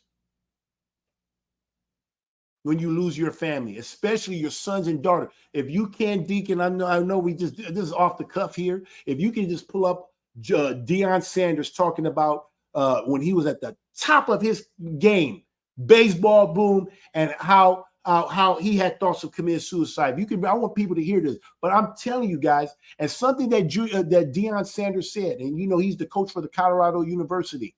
Something he says, man, you can take away my money, the wife can leave, but don't take away my children. Why? Because when children are young, they love you not because you're primetime KGB or whatever. They love you because you're just Baba, your daddy. You're that's it. They just love you because of you. That's the most purest love you're gonna ever experience in your life when it comes to people that just love you for you. Because that's it. That's my dad. And when a woman takes that from a man, woo, it will take you out. Not when you're at the lowest, you can be at the highest level in your life and experience the spirit of death. Let's hear what Deion Sanders has to say, if you think I'm making this up. I went through a roller coaster of emotions. I was at the bottom of, to me, what life was. That's why you got public success, and everybody that's successful publicly, they're struggling somewhat privately. And you got to really understand that. See, the thing about it, we do this when the camera's on. We got to do this when the camera's off. We got to talk to each other, man. We got to love each other. We got to, hey, man, Fred, you all right, dog? Hey, dog, you all right, man? You all right, dog? Chad, you all right? Chad, I do that with him all the time. You all right, baby? Talk to me. Just tell me you good. I'm good. I don't need nothing, don't want nothing. That's how it is. So we don't do that as men, especially when we start putting folks on a pedestal, man. Like, shoot, and that's not good. That's why you got to be careful who you call a role model, because a lot of these models out here playing roles. Before that's it right there. Hey. Oh, maybe that's not the full clip there. Let me. I'm bro. Like, I mean, I say, bro. Sorry, sir. OG, right? I feel disrespect. I'm too comfortable. Everything positive, positive, positive, positive. We're ending mental health awareness month. Lowest moment of your life. That's suicidal. Whoa. Yeah, I was suicidal. I was That's deep. everything, dog. I had everything. Every time you turn on the TV, I was on every commercial, top of my game, playing 2 sports. And I tried to take myself out in Cincinnati, Ohio. Basically because my babies had been taken from me. That was the only thing I felt like loved me at the time. Everybody else, they loved what I did, but they didn't love me because they didn't know me. Because I really wasn't prime. I was Dion. They didn't know that cat. That's who Chad and all them know. You know, they didn't know that cat. And my babies, I was going through a tremendous divorce, and I couldn't get them. Like, you know, bring me my kids, have my aunt come with the kids, and that didn't go down. So I was up under extreme, I would call it stress, pressure, and I didn't no longer want to be here, man. And that was God was calling me collect, and I wouldn't accept the charges. So I really had to I tried. I read. I think I was maybe in 3 or 4 that night. A couple stolen bases. Still, next morning got up, and it was the side of this highway, down this highway in Cincinnati. Ran right off. I remember because I don't lie. I don't lie for nobody. Never did. And this police came down to the bottom of this runoff, and he said, "Deion Sanders, what happened? Did you run off the road? Did you lose control?" I said, "No, sir." "Did somebody run you off the road?" I said, "No, sir." He said, "What happened?" I just looked at him like, you know what's up. So my attorney, my agent at the time, Eugene Parker, who passed on, he said, "Man, look, great. you got to I'm gonna get you some help, or you got to do this, or I'm gonna let people know." I said, "We good," and I started getting spiritual help.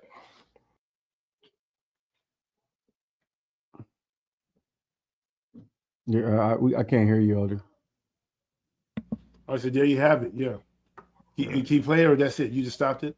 I mean, you want to keep going? Oh, no. You're good. I just wanted to, you can stop it. Yeah. Anyway. To the point. Okay, you can stop it. Okay. But anyway, so you guys see right there, that's Deion Sanders. I mean, he was prime time. So I don't feel, bad that I had this feeling. It's not going to happen again. I'm going to tell you that much, because when you see that spirit once, you've seen it 1,000 times. But that's the same thing that fell on Deion Sanders, that fell on Junior Seau, is the same thing. And if Deion Sanders would have died, if Junior Seau, he did die, they're going to blame it on CTE. CTE has nothing to do. There's people who played the game, the Bart Stars and all those people, they didn't have no CTE. They didn't go through all this stuff. It's because we're married to these. We live in a generation where divorce is at a high level. There's an 80% chance that if you play in the NFL within 2 years of leaving the game, you're going to go through a divorce. Hands down. I don't care, Christian, player. Matter of fact, it's more of the players who didn't marry these women that never they didn't go through all this stuff. I know a guy that was at my wedding. He didn't have a marriage license. I used to joke around, get a marriage license, man. Man, make it legit. Boom, boom, boom. He's still with his woman today. And me and this other brother who did get married got divorced. So I'm telling you, that marriage license is wicked. Matter of fact, I just had a brother ministry named Closer to Yah Ministry. Just do a video. He put on an old video of me, and he's trying to encourage me, don't get the marriage license. You don't know what you sign up. Go check it out. Closer to Yah Ministry. Check that out. But anyway, just want to give a shout out because he reached out and asked me if he can repost it. I said, go ahead, my brother. I like his content. So anyway, let's keep moving. But I just want you guys to see. So this was 3 days after my family left.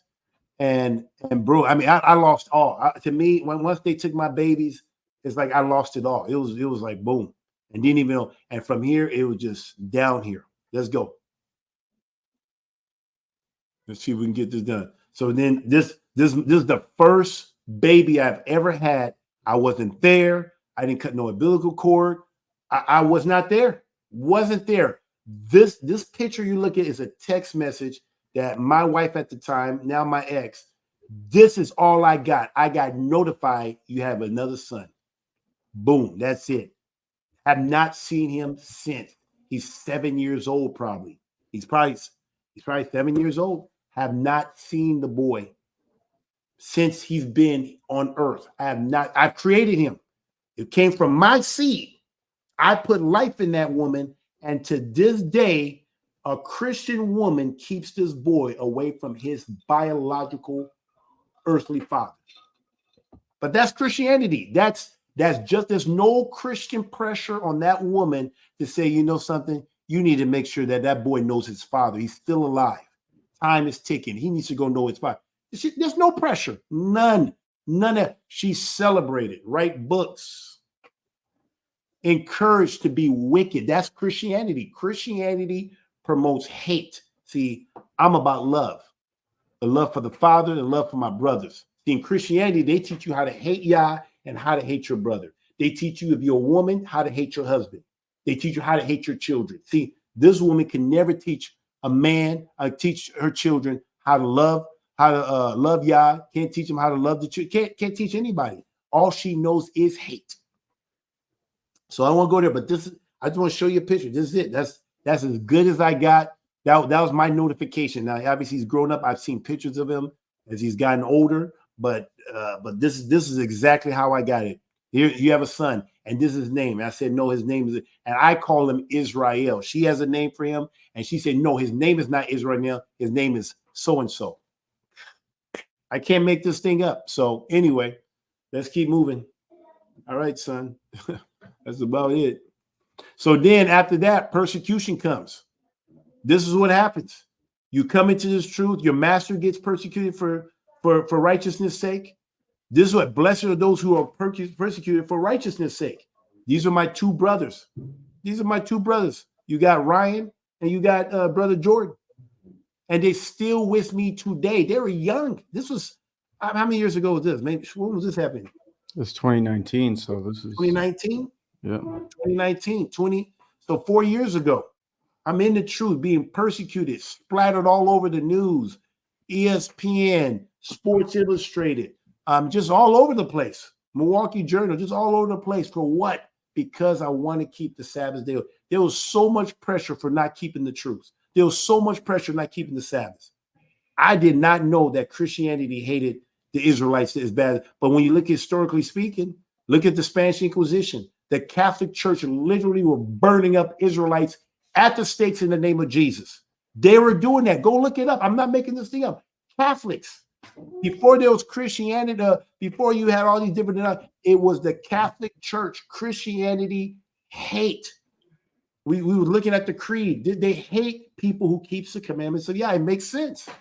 I didn't know. If I knew the history, I probably wouldn't have been so open about it. Maybe when I first heard about the Sabbath, I'm all like, man, I found out Revelation, we're supposed to keep the Sabbath day. And it was like, oh, not you. So anyway, keep going. Is that it? Is that all? There's more, but we should read this. Okay, read. So this Romans 5:3-4 says, and not only so, but we glory in tribulations also, knowing that the tribulations worketh patience, and patience experience, and experience hope. Hope. That's what you get. You got to go through tribulation, because tribulation, going to the tribulation that I went through, losing my family, losing everything, my reputation, my good name. I mean, Donald Trump was in Milwaukee. If I was not in the truth, I would have been down there in Milwaukee. I probably would have been helping out to open up for Donald Trump and everything. Just because I'm a Packer star, I was into politics. They would have loved to have had me. I was part of the Republican party. Oh my goodness. And I have no regret that I'm not here, and I'm here with my brothers and sisters. Look at this. Pray for Kabir. Sports Illustrated. I mean, bro, I'm not even playing the game anymore. And I made Sports Illustrated because of what? My faith. If I had to go down, if my name had to be destroyed, I'm glad it got destroyed, lifting up the name of the Most High Yah. That's why I got destroyed. I got tasered. Never been arrested before. Got tasered because I wouldn't sign over my IRA. Why do you need me to sign? Why do you need me to consent? If you think that you have a right to it, take it. But I'm not going to agree to it. And they tasered me to get I'm looking at my ex-wife, tasered me. I think, Deacon, you saw that, right? Oh, yeah, I was there. He's an eyewitness. Mhm. Was you an eyewitness or you just heard it from me? No, I was right there. He was right there. Tasered me. And they And left me the only- alone most of the time until I spoke to Eileen, and then they ripped me out of the Yeah. courthouse. And the only way I could get out now, I wasn't booked, but the only way I could get out of jail is I had to pay $300, and I had to sign my IRA over. But listen to this. Listen to this. I ended up giving them an IRA that had no money in it. And all I was trying to do is try to make a last effort, ditch effort to try to convince my wife, man, stop it. What are you doing? Make a ditch effort. And after that, when they tasered me, threw me in jail, put me in shackles, all of a sudden, I felt like I was being transported into slave time, the Atlantic slave trade, thinking like this is what my ancestors. That's when I knew I was truly an Israelite.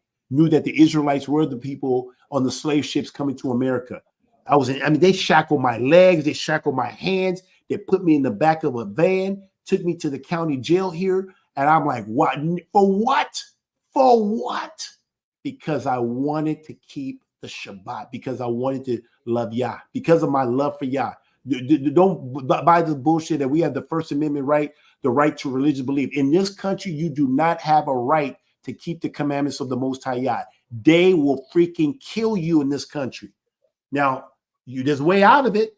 Don't sign their contracts. Don't get marriage license. Don't get driver's license. Stay out of these contracts. These contracts gives them the permission to destroy you if you try to go outside and do try to come out of her, my people. Try to come out. It's gonna be like, man, whew. But I'm glad I came out. But man, I made it on the cover of Newsweek. Sports Illustrated. For what? Because of my faith. Well, you did make it in the cover of Newsweek too. I did make it. Yeah, I actually do have that. All right. So now read Isaiah 43. Remember ye not the former things, neither consider the things of old. Behold, I will do a new thing. Now it shall spring forth. Shall ye not know it? I will make a way in the wilderness and rivers in the desert. All right. Go to Romans chapter 5. We read that already. I flipped them around because of the okay. in the way that you okay. So guys, now I've talked about what my family that I built 16 years, 17 years built and got destroyed. I lost my life to save my life. Many people are tempted to save their life to lose their life, but I chose the path of losing my life so that I can save my life. I remember the promise that Yeshua says that if you lose all these things for the gospel's sake, this is what you're going to get back. Mm-hmm. And so now I want to show you guys 7 years later, I want to show you that those words ring true. I have experienced, and guys, listen to this. This is just the tip of the iceberg. I'm just getting started. Just getting started. And I may do maybe 7 years from now, in the 14th year anniversary, I may show you where I am 14 years from now, so you can see where I've come from and where I'm at. But just in 7 years, I want to show you guys what Yah has done for me because of the gospel's sake, because of what I did for the gospel's sake. I want to show you visually that I can't make this up. See, a year ago, when I was a year out, I couldn't show you that much. I show you a little bit, but you're like, okay, but man, that guy's struggling. 2 years later, I'm telling you, there is life. There is life. And I'm telling you, my life is better. Better. It's so much better. It's not even funny. If it's a crime, and it is a crime in this country to live a peaceful life, they don't like people living peaceful life. So I should be in jail, but I'm not. Praise Yah. I'm trying to live peaceful with all men. I'm trying not to upset. We just go do our job, come back, mind our own business. But I want to show you physical, concrete evidence that you saw what I've had. It took 16 years in the span of, I'm 46 years old. So I came into truth at 39, just turning 40. So in the span of 7 years, but even within the 7-year span, really 5 years, you're going to see how Yah has blessed me. But I want to show you what he did for me in 7 years. Let's roll that. Let's pull that. Let's pull it up. So this is the first. This was our first community right here. This is it. This is straightway praise land in an inception right here. You got brother David, brother Jordan, brother Ryan. You got sister Evelyn. We got our little sister here, sister Amariah. That sister is no longer, so I won't even mention her name, but she was here. She was supposed to come here and take care of my father. She wanted to be, I guess, my woman or something, but that didn't work out. I didn't. But this was the beginning right here, small, humble beginnings. I know it's kind of hard to say humble, but this was our humble beginning, right? What do you say, Deacon? You remember this? Do you remember? That's you, Deacon. That's you. Yeah, I was younger. Man, I feel like, man, I'm taller than you. I think I've always been taller than you. I think. Yeah, that's 26, I think. 26. Wow. Yep. All right, let's go to the next one. So this just a year later. The next year. So when you see us in white, we in the Day of Atonement. So the next year, just in 2 years. It's 2019.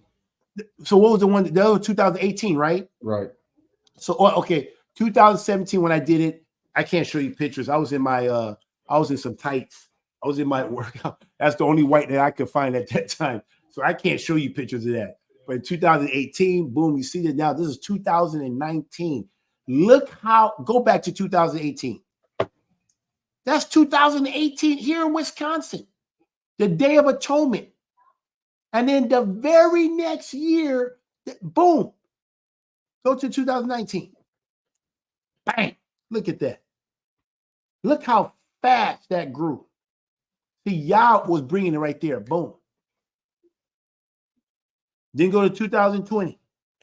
This was during COVID. Look at that. About the same, right? We may have had some visitors there, but hey, we'll take it. Yep. Then go to 2020. Yeah, because Zay and Elijah weren't in there, so no, it's bigger. It's bigger. Yep. Okay, now right? Yep. So 2000, the picture has to go back there. Now it's getting bigger. Yep. This is next year? Yep. This is 21. 21 now. You see, we're getting bigger. Now I'm actually can dress now. I'm not, it's not. Well, they condensed a little bit because that's when that family left. Yep, the family left. Yep. Oh, yep. We had a family that leave. See, look at you're gonna have pruning. You have people coming and going. You have that, and we're okay. Every time somebody leaves, whoever comes back, they end up being better. Better. Yep. What's next word? What year is this? 2022. Look at this. That's 2022. Look at Yah. When he says, I will give you brothers. See, I lost some brothers I had really not many brothers, except my natural ones. And now look at all these brothers right here, 2022. And even then, you still have people being pruned, coming back in, boom. Next. Boom, 2023. That was last year. Look at that. Now, this is pretty much like kind of solid of where we are today on community. Yep, pretty much. I mean, obviously, we had a visitor in this one. But yeah. 2 visitors. Just 2 one. Visitors. Just to be clear, 2 visitors. I see 1. No, it's 2. Okay. Yeah, brother Eric and okay, yeah, okay. Right next to Jordan. Oh, yeah. He's a visitor. Okay, yeah, good. Okay, just 2. Make sure it's a visitor. A visitor. Yes, he was just a visitor. Yeah, he's not a man. Beautiful brother who's faithful to his community. Still in the ministry, right? He's still with us. Yep. Yeah. So and then go to the next one. That would be end for the feast, but so now we're here. Okay, so now I just want to get the most current pictures I can because we usually take a feast pictures too. But the Pentecost, you see everybody there in their whites. So now this is the most recent feast that just passed, is the Feast of Pentecost, right? And not everybody was there because we had some saints stay back. Yep. We had people stay back. So this is everybody is, we had babies and taking care of my dad here. Aisha was expecting. So yep, and this is a short feast. So these are all of the people that is a part of Straightway Praise Land.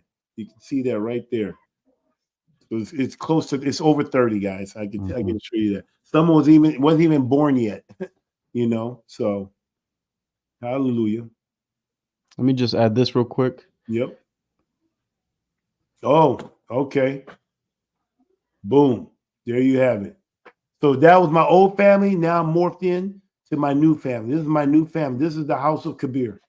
And this has been built on solid rock, guys. This family has been built on solid rock. Starting with Sister Bree. And then actually addition with Sister Karisha. And look at all the seeds that came from there. So out of that, seven children are in there. We got 4 boys and 2 girls and 3 girls. Yep. And out of the 7, 5 of them literally came from my loins. 2 of them was a bonus, a gift from the Most High Yah, obviously by way of Sister Karisha's former husband or her late husband. So, and they've been beautiful. They have been, man, I mean, they treat me better than my natural sons and daughter of my old family. Very good. So this is the house of good. And that happened in a span of 5 years. 5 years, but in 7 years, that's what Yah is blessed with. And I'm telling you guys, it's just the tip of the iceberg. We're just getting started. Just getting started. And now look at my other family. When all the communities, all of Straightway come together, this I don't know what feast this is. This is the feast of Pentecost. The feast of Pentecost, okay. And this is not even the biggest. This is just the ones who can come. So, but this is the family right here. Look at that. You can't even see faces on there. It's getting so small. So when I tell you, and when you see that in Mark, that I'll give you brothers, sisters, mothers, brothers, wives, lands. I mean, all of this stuff you're seeing right here. In 7 years. And look, when I was in Christianity, it took 16 years to produce that. And now I'm already in 7 years. And look what has already happened in my house and in the community I'm in and in the assembly I am when you count all of Straightway. Real brotherhood, real love. Real love. When I was going through those tough times, through being on Sports Illustrated and being lied on and all these stuff, I mean, this is the time where senior pastor like Pastor Dow, the normal protocol is to say we wipe our hands of Kabir. This is not a representation of our ministry. We don't know him. We because he has to protect his ministry. No, pastor supported me during this time. Now, I could have been wise in what we did with the guys. We're going to that Christmas thing. But other than that, he says we support him. And he supported me, hands down. But supposedly this man is wicked. I just don't have time to hear stupidity. This is my family. And this will always be my family. For those who stay. I don't know, people go. If you go, then I guess you really wasn't here in the beginning. So you truly just manifest to show that you really wasn't with us. But for those who are here, I'm here. This is my family right here. So I'm right there in that far left. If you see me far left in a burgundy gold garment. Yeah. I can't zoom in, but yeah. I know. So anyway, that's it. So hey, can you do me a favor? I'm gonna take a break. I mean, just can you read Job? Yeah, like you want me to read chapter 1 through and 2? Yeah, can you read that? I'm gonna take I gotta go do something real quick. Okay, yep. Sounds good. All right, Saints, give me a minute here to pull it up. Job chapter 1. And obviously in light of what Elder's been talking about, how really the theme surrounds this storyline of Job pretty much being a man of means and respected amongst his peers, where Yah tested his loyalty. When you saw that when Yah was around his council in Shemaim, and one of them came in, asked to be for Job to be tested, or Yah actually introduced that testing. So let me share this screen here so you guys can see where I'm at, and we'll start here from the top. So in Job chapter 1, there was a man in the land of Uz whose name was Job. Let me just read it from the King James here. Unless Elder helps me switch afterwards, I'll switch. But we're going to read from the King James here. So Job's calamity. There was a man in the land of Uz whose name was Job, and that man was perfect and upright, and one that feared Elohim, and eschewed evil. And there were born unto him 7 sons and 3 daughters. His substance also was 7,000 sheep, 3,000 camels, and 500 yoke of oxen, and 500 she asses, and a very great household. So that this man was the greatest of all the men of the east. And his sons went and feasted in their houses, every one his day, and sent and called for their 3 sisters to eat, to drink with them. And it was so, when the days of their feasting were gone about, that Job sent and sanctified them, and rose up early in the morning, and offered burnt offerings according to the number of them all. For Job said, "It may be that my sons have sinned and cursed Elohim in their hearts." Thus did Job continually. Now there was a day when the sons of Elohim came to present themselves before the Most High, and Okay. Satan came also Okay. Keep going. among them. Mhm. And the Most High said unto Satan, "Whence comest thou?" Then Satan answered the Most High and said, "From going to and fro in the earth, and from walking up and down it." And the Most High said unto Satan, "Hast thou considered my servant Job, that there is none like him in the earth, a perfect and upright man, one that feareth Yah and escheweth evil?" Then Satan answered the Most High and said, "Does Job fear Yah for naught? Hast not thou made a hedge about him, and about his house, and about all that he hath on every side? Thou hast blessed the work of his hands, and his substance is increased in the land. But put forth thine hand now, and touch all that he hath, and he will curse thee to thy face." And the Most High said unto Satan, "Behold, all that he hath is in thy power. Only upon himself put not forth thine hand." So Satan went forth from the presence of the Most High. And there was a day when his sons and his daughters were eating and drinking wine in their eldest brother's house. And there came a messenger unto Job and said, "The oxen were plowing and the asses feeding beside them, and the Sabins fell upon them and took them away." I think it's Sabaeans, sorry. Sabaeans fell upon them and took them away. Yea, they have slain the servants with the edge of the sword, and I only am escaped alone to tell thee. While he was yet speaking, there came also another and said, "The fire of Yah is fallen from heaven, and hath burnt up the sheep and the servants, and consumed them, and I only am escaped alone to tell thee." While he was yet speaking, there came also another and said, "The Chaldeans made out 3 bands and fell upon the camels, and have carried them away, yea, and slayed the servants with the edge of the sword, and I only am escaped alone to tell thee."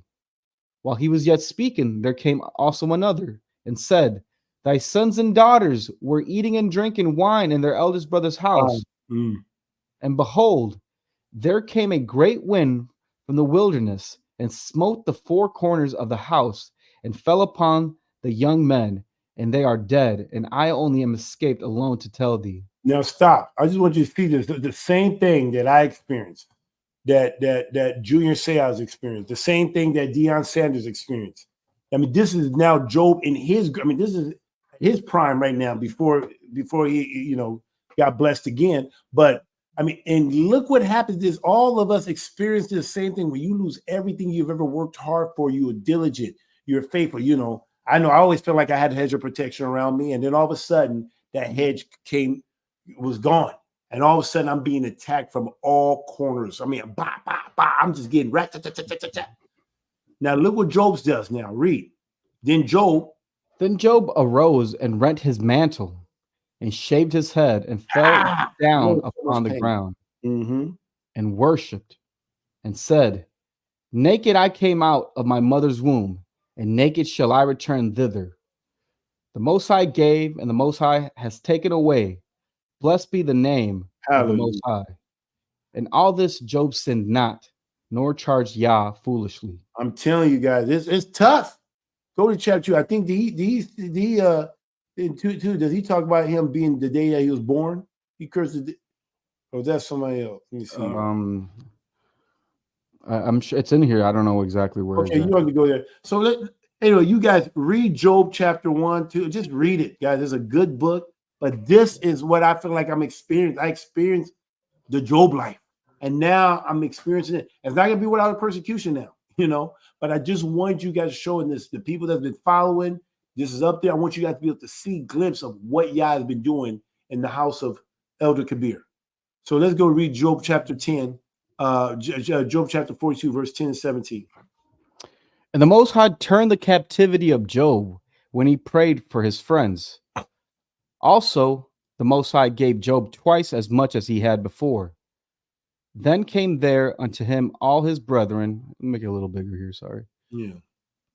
Then came there unto him all his brethren and all his sisters, and all they that had been of his acquaintances before, and did eat bread with him in his house.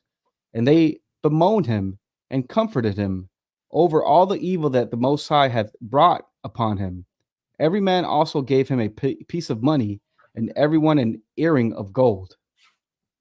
And so the Most High blessed the latter end of Job more than his beginnings, for he had 14,000 sheep and 6,000 camels and 1,000 yoke of oxen and 1,000 she-asses. He had also 7 sons and 3 daughters, and he called the name of the first Jemima, and the name of the second Keziah, and the name of the third Keran Hapach. Sorry, I'm butchering it. Okay. Yeah, and in all the land were no women found so fair as the daughters of Job, and their father gave them inheritance among their brethren. After this lived Job 140 years, and saw his sons and his sons' sons, even 4 generations. Wow. So Job died being old and full of days. Hallelujah. See, all praise to the Most High. Yeah. Hallelujah. So you guys can see right here that what Yah did back then, he's still doing in the lives of people. And guys, I'm just one of many testimonies. There's many people. Pastor Dow has this testimony. Anybody that's come this way will have this type of testimony. I just want to just show you guys that this is what's happening. I'm committed, man. I'm telling you, man. Yah has been built. I mean, the beautiful women he's bringing into my family to help me, to come alongside and help me to build my house. I already got little ones, man. Keeping track, man. I'm like, I don't remember their names. I'm the one that's giving them names, and I'm the one that, no problem. Hey, what do you want to name them? No fight, no argument. They're doing what I need them to do. Hallelujah. I mean, man, Yah has been good to me. I would never, ever, ever go back to Christianity. I don't even know what the hell. I guess when you go from evil to evil to evil, you can't tell the difference. But man, never going back to that. So, guys, this is what this is about, man. So I've experienced everything that the book says I was going to experience. I'm experiencing love. Let's go to 2 Corinthians. I'm embracing Yah's blessing. This is us embracing Yah's blessing and his promise. So we're going to show you all these pictures. Let's go through some of these scriptures here. Read. Therefore, if any man be in Christ, he is a new creature. All things are passed away. Behold, all things are become new. So all those things has come is become old, and now all things become new. See, this is new. See, the other one's old. Now this is new. This is what I use it, and boom. Now this family is more cohesive, more one-minded, more peace. This one was chaos. The first one, chaotic, contention. New one, peaceful. And does that mean that there's that these women are perfect? No, they're not perfect. I got to still show love. I got to show patience, but they're teachable, they're accountable, they're available. That's what we teach, They got to be available, accountable, teachable. My job is to teach, demand, command, right? To love. I'm doing that, and we're doing that. And because of that, the family is more peaceful than what it was. And this night and day, it's not even close. Not even. I eat good. Matter of fact, my problem is I probably eat too much. I got to back down. My women look forward to making sure I got belly. They make sure I'm taken care in every way. They make sure to help me to meet my needs. There is no issues. My sons and daughters, I can tell them to go to do whatever I need them to do. They will do it. So now I get to literally rear my family up in the way, lead them in the way they should go on solid ground now. Now I can tell them they will move. If y'all tell me I need to go right, I know that my family will move right. If I need to go left, they're going to move left. Simple. They will do what I say to do. They follow me. They follow me. They treat me like Messiah. And I love them like Messiah loved the assembly, the church, they call it. So this is it, man. It's so much better. I'm glad. I'm like, can you imagine if I would have held on to a wicked woman? Oh my goodness. I don't think I would have lived a long life. I don't even think, man. And look at, because I was willing to let go, because I let go, look how Yah's blessed me. And just the tip of the iceberg, guys. This is just the beginning. I'm just getting started. I'm not even like man. You watch 7 years from now, if it may look like what Straightway looks like right now when you see us all together. My family may look like that. Hallelujah. I don't even know. Maybe Pastor won't even allow me at the feast anymore. Could be, man, you got too many. 94. Where you gonna put my 94 babies and women? Where are they gonna be in that picture? I tell you, you watch. I told you, man. I mean, man, I heard that Charlie Chapman, man, he was 54, was married to an 18-year-old girl, and he had 8 children with that woman. Anyway, that was just, I digress, but I thought that was interesting. Yeah, you said that to me this morning. Yeah. Oh yeah. Okay, let's go to the other one. So this community of love. Look at, I went from a community of hate. Now I got community of love. God, these are real testimonies. I'm not making this thing up. I went from a community of hate and Christianity, and then I come this way, community of love. It was less drama that you could see. No news reporting, no drama, no drama, right? No drama.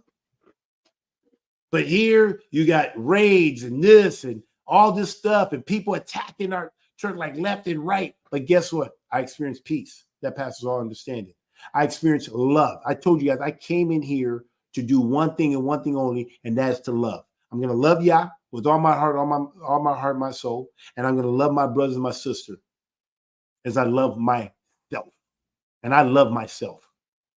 So whatever I do for me, I'm going to make sure I take care of my brothers and sisters. And I'm ahead of this community, and I learned how to love Yah and love my brothers and sisters. I love myself by watching the example of Pastor Dow and the things that he pushes and preaches from the pulpit and privately or whatever, and how he's doing with his family. Let's go to Proverbs. Proverbs 17:17. Read. A friend loveth at all times, and a brother is born of adversity. Ooh, born for adversity. You see that? For adversity, sorry. For adversity. See, a friend loves at all times, and a brother is born for adversity. And we can say that's exactly where we're at here. That's where we at. Exactly. At all times. This is not, we live life, man. In Christianity, they'll say we live life together, and we don't even live life together. We see each other, maybe on weekends or here and there, or maybe have some Bible study, which is a book study, which has nothing to do with the Bible, maybe something, But here we literally live life together. Literally. Read. Psalms 133. Behold how good and how pleasant it is for brethren to dwell together in unity. See, we live in community. We dwell together in unity. We're one mind. When people come here, they say, man, there's a unity. Man, you guys work well together. Man, you guys, man, you can tell there's a unity from the brothers to the sisters, everything you do. And I'm the head over this community. And people come here, they see peace. Why is it peace? Because we operate in unity. We're not contentious. There's no fighting. If I say, guys, we got to go here, go here. If Pastor said, I need you to do this. I need to get this thing done. We're moving. It's just unity. And the world hates unity. That's what I've learned. I'm learning now that the world hates unity. They want us to be individualistic. They want us to be individuals. They want us to have our own individual homes. They want us to have our own individual property. They want us to have our own individual mortgage, our own individual rent, our own individual phone bills, everything individualistic. Because there's more money when there's things individualistic. You can put more in their pocket when you're individualistic. Don't do community. They want you to have your own individual inheritance, even though inheritance is in eternity. They push this individual. They don't like tribalism. Tribalism is a threat to the American way. I hate to say it. That's it. A threat to their economy. Individually. But guess what? One thing I love about this country is I hope, and we're testing it. We're going to find out if it's true or not. But we do have a right to our religious belief. And this Straightway Praise Land. No one is oppressed at Straightway Truth Ministry. And if they felt oppressed, guess what? They live in America. They have the freedom to leave. And guess what? When they feel that way, they leave. Bye. Bye. If you feel that way, you can leave. Keep on moving. We're going to keep on moving. No one is being held against their will. No one is. We don't garnish anybody's wages. Any money that people give to the ministry, they freely give. They freely give it to us. We don't take anything. We're not like the IRS that garnish your wages when they take out FICA, federal, state. I mean, you pay taxes everywhere. You got to pay taxes. I bet you if we did a survey right now, let's do a quick survey since we're past the 2-hour mark, but let's do a quick survey. If you had a choice, if Trump comes into office and gives you 4 years, in the next 4 years that he made paying income tax volunteer, I don't know if I can say this. If tax was volunteer, would you pay tax? Yes or no? Unfortunately, Elder, my poll thing is buffering here. I think. Okay. Sorry. I just wanted to know what people were saying. No, I know. Let me try to reset it and see. But if taxes was if income tax was volunteer, how many people would voluntarily give taxes to the United States government and their state government and their local government? If it was volunteer. But supposedly, and once he can put that, I hope he can put that there. So when that poll comes in and go, because I want to be able to see the poll. But supposedly we're oppressive. Supposedly we are the one that's tyrants. But we don't take money out of people's paycheck. We don't garnish wages. If child support was volunteer, would people pay child support? See, that's another forced tax on you. They tax you on your own seed. It's crazy. On your own biological property, you get taxed. But we're the oppressor. We're the bad people. We're the people that and there's people out there that think they're free, and they'll say we're not free. But we live here and we are free, and they're not free. Isn't that crazy how that looks? Yeah. I just talked to a guy today, and he literally says, man, he's got a lot of commitment to live on community. Man, I gotta have my freedom. He said, man, can they go on vacations? I said, yeah, we are commanded to go on 3 vacations a year, 3 times a year. We are commanded to go on vacations. The community pays for the 3 vacations. What are those vacations, Deacon? Sorry, I'm doing the poll here, Elder. Are you talking about the 3? Passover, Pentecost, we got Passover and Unleavened Bread Week. We got the Pentecost, and we got Tabernacles. 3 vacations, 3 paid vacations paid for by the community. Take a vacation, get out, vacate the area, head down south, have a ball.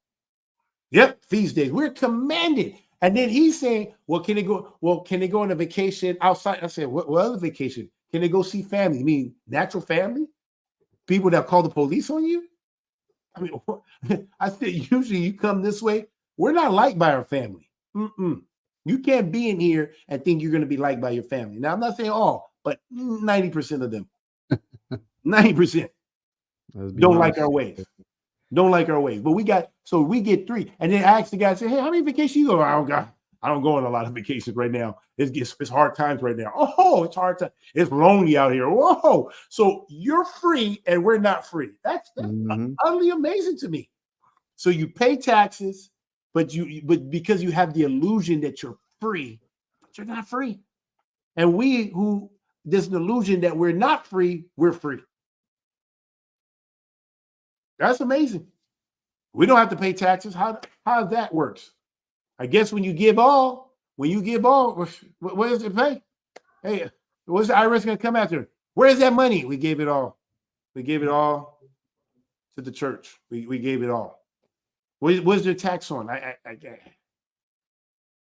But when you live out there and what the world has to offer, you have to pay taxes. You don't go on vacations that you supposedly say that you get. We get to go on 3 vacations a year. How many people can go on 3 vacations a year?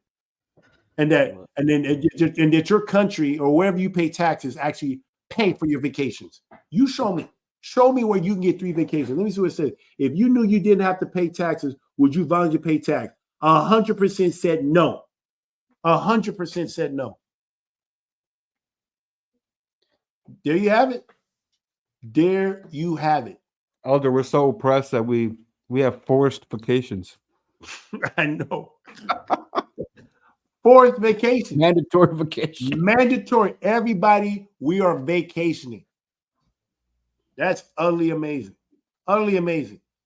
So I hope they can put that out there. Man, they're forced to go on vacations 3 times a year. There's no way out of it. Wow.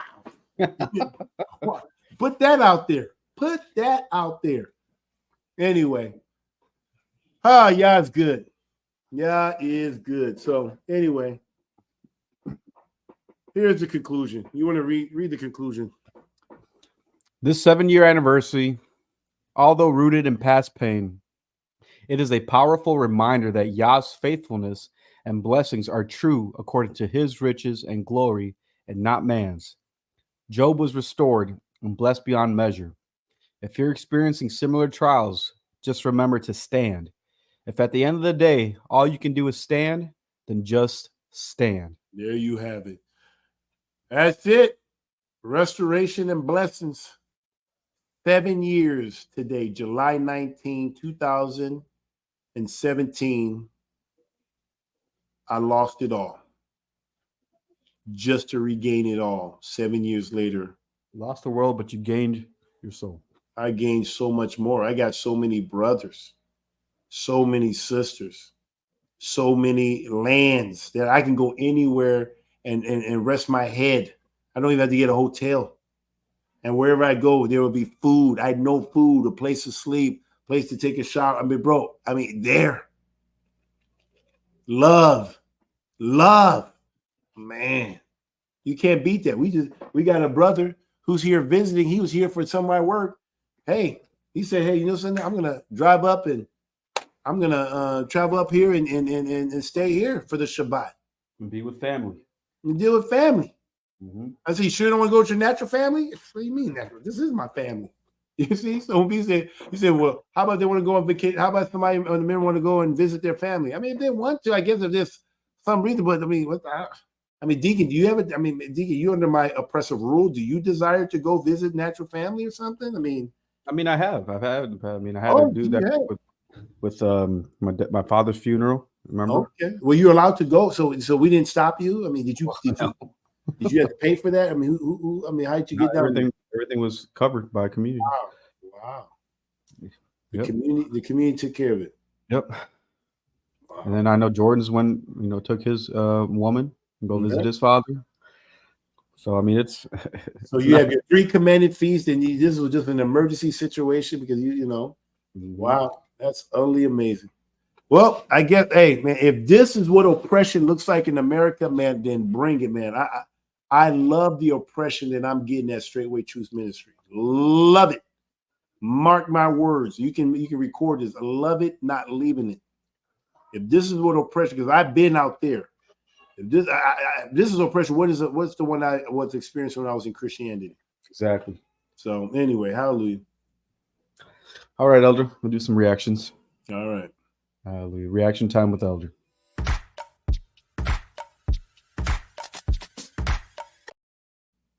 Do you have? 84. 84. Yeah. Congratulations. Thank you. 70 wife. 17 wives. Yes. That's a lot of wives. Yeah.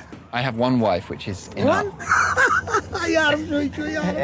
16 million children today are direct descendants of Genghis Khan. Men have always fathered many children with many, many wives. It has never been the point where women have had multiple kids from multiple men. Now, they said I should do a video on the reasons why women should not marry single fathers. I absolutely agree, but it seems like women cannot stay away from men who have kids for other women. Women are hard hardwired to see men who have other women attracted to him as attractive. There has always been a shortage of men. More men die in wars, more men do dangerous jobs, higher stress levels, men die faster. There had always been a demand for more men take care of women. Hey, what can I say? I mean, this whole monogamy culture that we live in is just not.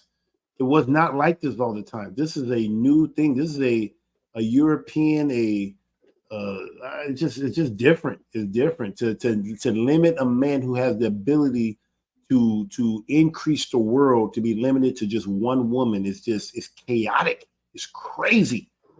But they will say that man that has multiple women is crazy. Chaotic. I don't know.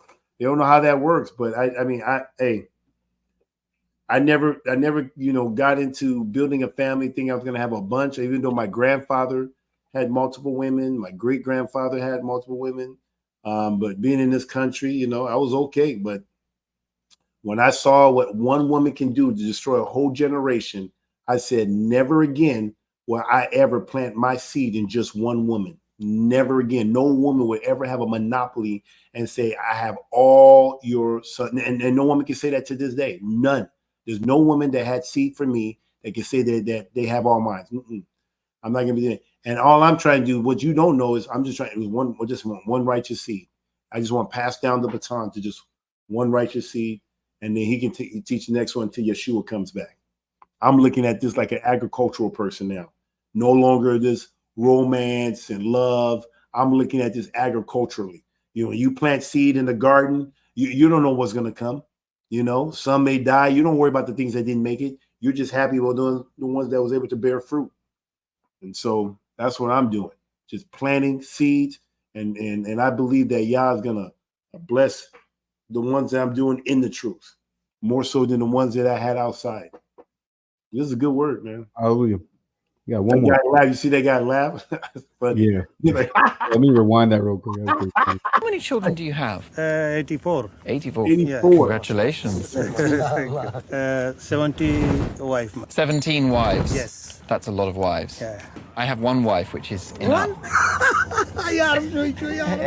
16. And listen.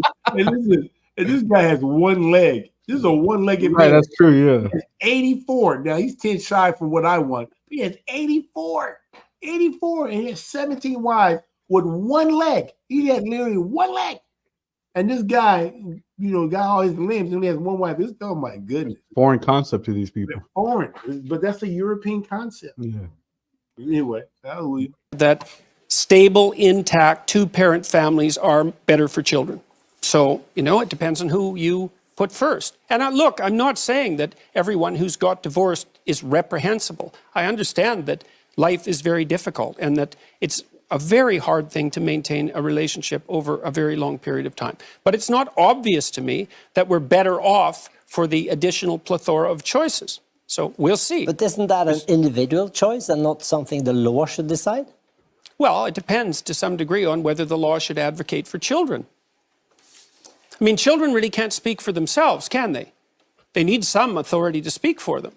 And so we do know, like the data, for example, on child welfare indicates it's crystal clear that children from intact two-parent families do better on virtually every measure that you can possibly imagine. Man, I don't know. I just disagree with that. We'll see. I'm curious to see what it looks like to. I think you should have both parents versus a single one. That's the point he's making. Okay. Having your father and your mother. Oh yeah, most definitely. The book says that. If you go to 1 Corinthians chapter 7, it says clearly that you don't have to go there. I'm just paraphrasing, but it says that if the mother and father are together, even if it's an unbeliever, even if you have an unbelieving spouse, let's say an unbelieving husband or a wife. But if they stay together, the sons or daughters are considered clean. But if they're not together, then they're unclean. And so right. I believe that they do better in a with the mother and father involved. But the father has to be there. I don't believe that a son and daughter can do as well as they could if they didn't have the father there. Right. I know. Pearly things. She makes that statement where I guess there's some sort of statistics that single women and their children, they have a higher rate of incarceration. Yes. So and I've been to I spoke in the jails as a guest speaker, and I was blown. I thought there was statistics. I thought it was made up, and I was blown away how many people raised their hands that grew up in single moms homes, single family homes with their mother, and very few. I mean, it was very few. I was like, wow. None. I mean, these are supposed to be tough, badass or whatever, and these are just all scared little boys who was reared up by their mama. And I have a hard time believing that all of these people's father all of a sudden just abandoned them because father was just bad. Nah, that mother played a huge role. That's why I think in the Bible, that's why it puts more emphasis on who's the one that's doing the destroying and building. Proverbs 14 says, a wise woman builds her house up, but a foolish woman tears it down, plucks it down with her own hands. It is the woman's job to keep that family together, and not the man. The man just needs to do what he needs to do, and that woman needs to be following that man. Now, there are some rare cases. There's rare cases where the man is at fault. If he's not providing food, shelter, contract, is it clear automatically that guy is at fault? Just that woman needs to make sure and I bet you if that woman is truly a righteous woman, I bet you that Yah will give her a better man. I bet you will be a better man. Just the same way, if that man is righteous, that woman's wicked, and it works out when they don't work here, Yah will bring that man a better woman. Just like in my case, I got two better women than I did with the one. I lost one wicked woman to get two better ones. How do you explain that? Yah. All praise to Yah. Man, you can. I got two obedient women. Two. And I plan on having more. 3, 4, 5, 6. Man, whatever it takes to get to that number, 94. I'm serious. I may even be Pacific, 94 sons. So that means I could have hundreds before I leave by the grace of the Most High Yah. In the name of Yeshua, HaMashiach. Hallelujah. Hallelujah. You want to watch that one again, or are you good? I'm good. Which one? I'm good. I'm good. Okay. That was reaction time with Elder.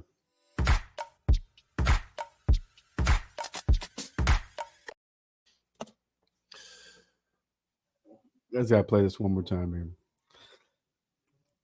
The morphing. So look at the morphing. I know you put so much time into that. Look at that. No, not really. Same spot. Do that again. So it's like a dogs got replaced by children. Look at that. Look at the other thing. Pretty cool. Now that's a family. That's a house, and it's going to continue to grow. Continue to grow. 7 years. That's what Yah's done, guys. That's living proof. You can't make that up. And that was really done. Just that last picture you saw, that was done in 5 years. So I didn't cover Bria until 2019. So in 2024, that's 5 years that Yah has blessed me with. So praise Yah. 4 sons, 3 daughters, and 5 of the 7 came from my loins. And so I mean that's less than 5 years. It's like, and these are none of them are twins. That's Yah's good. Yah is good. And then I got all my brothers and sisters. Man, the house is packed. We have outgrown this so-called mansion. They call it a compound. Isn't it amazing? If it was just me living here with my single family, it would be considered a mansion. But then now that is used for the church, it's called a compound. I don't get it. How does that work? You know? Just media trigger words. Yeah. That's it. Hallelujah. All right, I'll do my closing and then close it here. All right, Saints, make sure to like, comment, and subscribe if you haven't already. Remember to visit straightway.com for resources and newsletters. If you're interested in fellowship with Straightway, you can call the dining hall and ask for Elder Becker. The number to call is 615-688-3025. Again, if you'd like to fellowship with a nearby assembly, call the dining hall, ask for Elder Becker. The number to call is 615-688-3025. You can also visit straightway.com for more contact information. Elder Kabir, give us your closing statements. Well, guys, you can see I love my culture. I love the culture of Straightway Choose Ministry, and it is a cult. I do have to acknowledge it is a cult, and I love it. But guys, I just want to let you guys know something. I am living proof, or just one of many people that have this testimony, but my life is being restored, and it's just at the tip of the iceberg. And that even if Yah didn't even restore me in such a way that I can literally see, like, wow, this is happening, the fact that he opened my ears, opened my eyes to be able to see the truth and to start walking in this way. If I was to go within those 7 years and go home to be with the King, so be it. But he allowed me to be able to experience this stuff, but not just for me to say, oh, look what I got. This is why I'm showing you guys. I'm showing you guys the faithfulness of the Most High Yah. So some of you guys are on the fence wondering, what should I do? I'm trying to save my family. I'm telling you, lose your family so you can get true life. And if it's not here on earth, at least it will be up there. But he even said it, not in this lifetime, but in the next. So that means here and now. So whatever you lose, you'll get back in this lifetime and the next. And I'm living proof. And I hope by the grace of the Most High Yah that he gives me many years, 7 years from now, I'm going to be doing something like this again. I'm going to do something like this very same thing, and I'm going to show you where I'm at. And I promise you, it probably won't be without persecution. But we're going to keep on moving forward because I plan on being here for the rest of my life, to be honest with you. I'm not going anywhere. But I'll use the next 7 years like the Jubilee. So we're just going to keep following this stuff to see where I'm at. See where I'm at. So anyway, I hope you guys stay encouraged. Enjoy your Shabbat that's coming up. And until next time, and I know we don't do this every week, but we put stuff out there because I'm a busy man. I am very busy. But until next time, remember to be faithful in the little things, and Shabbat Shalom, or Shalom Shalom.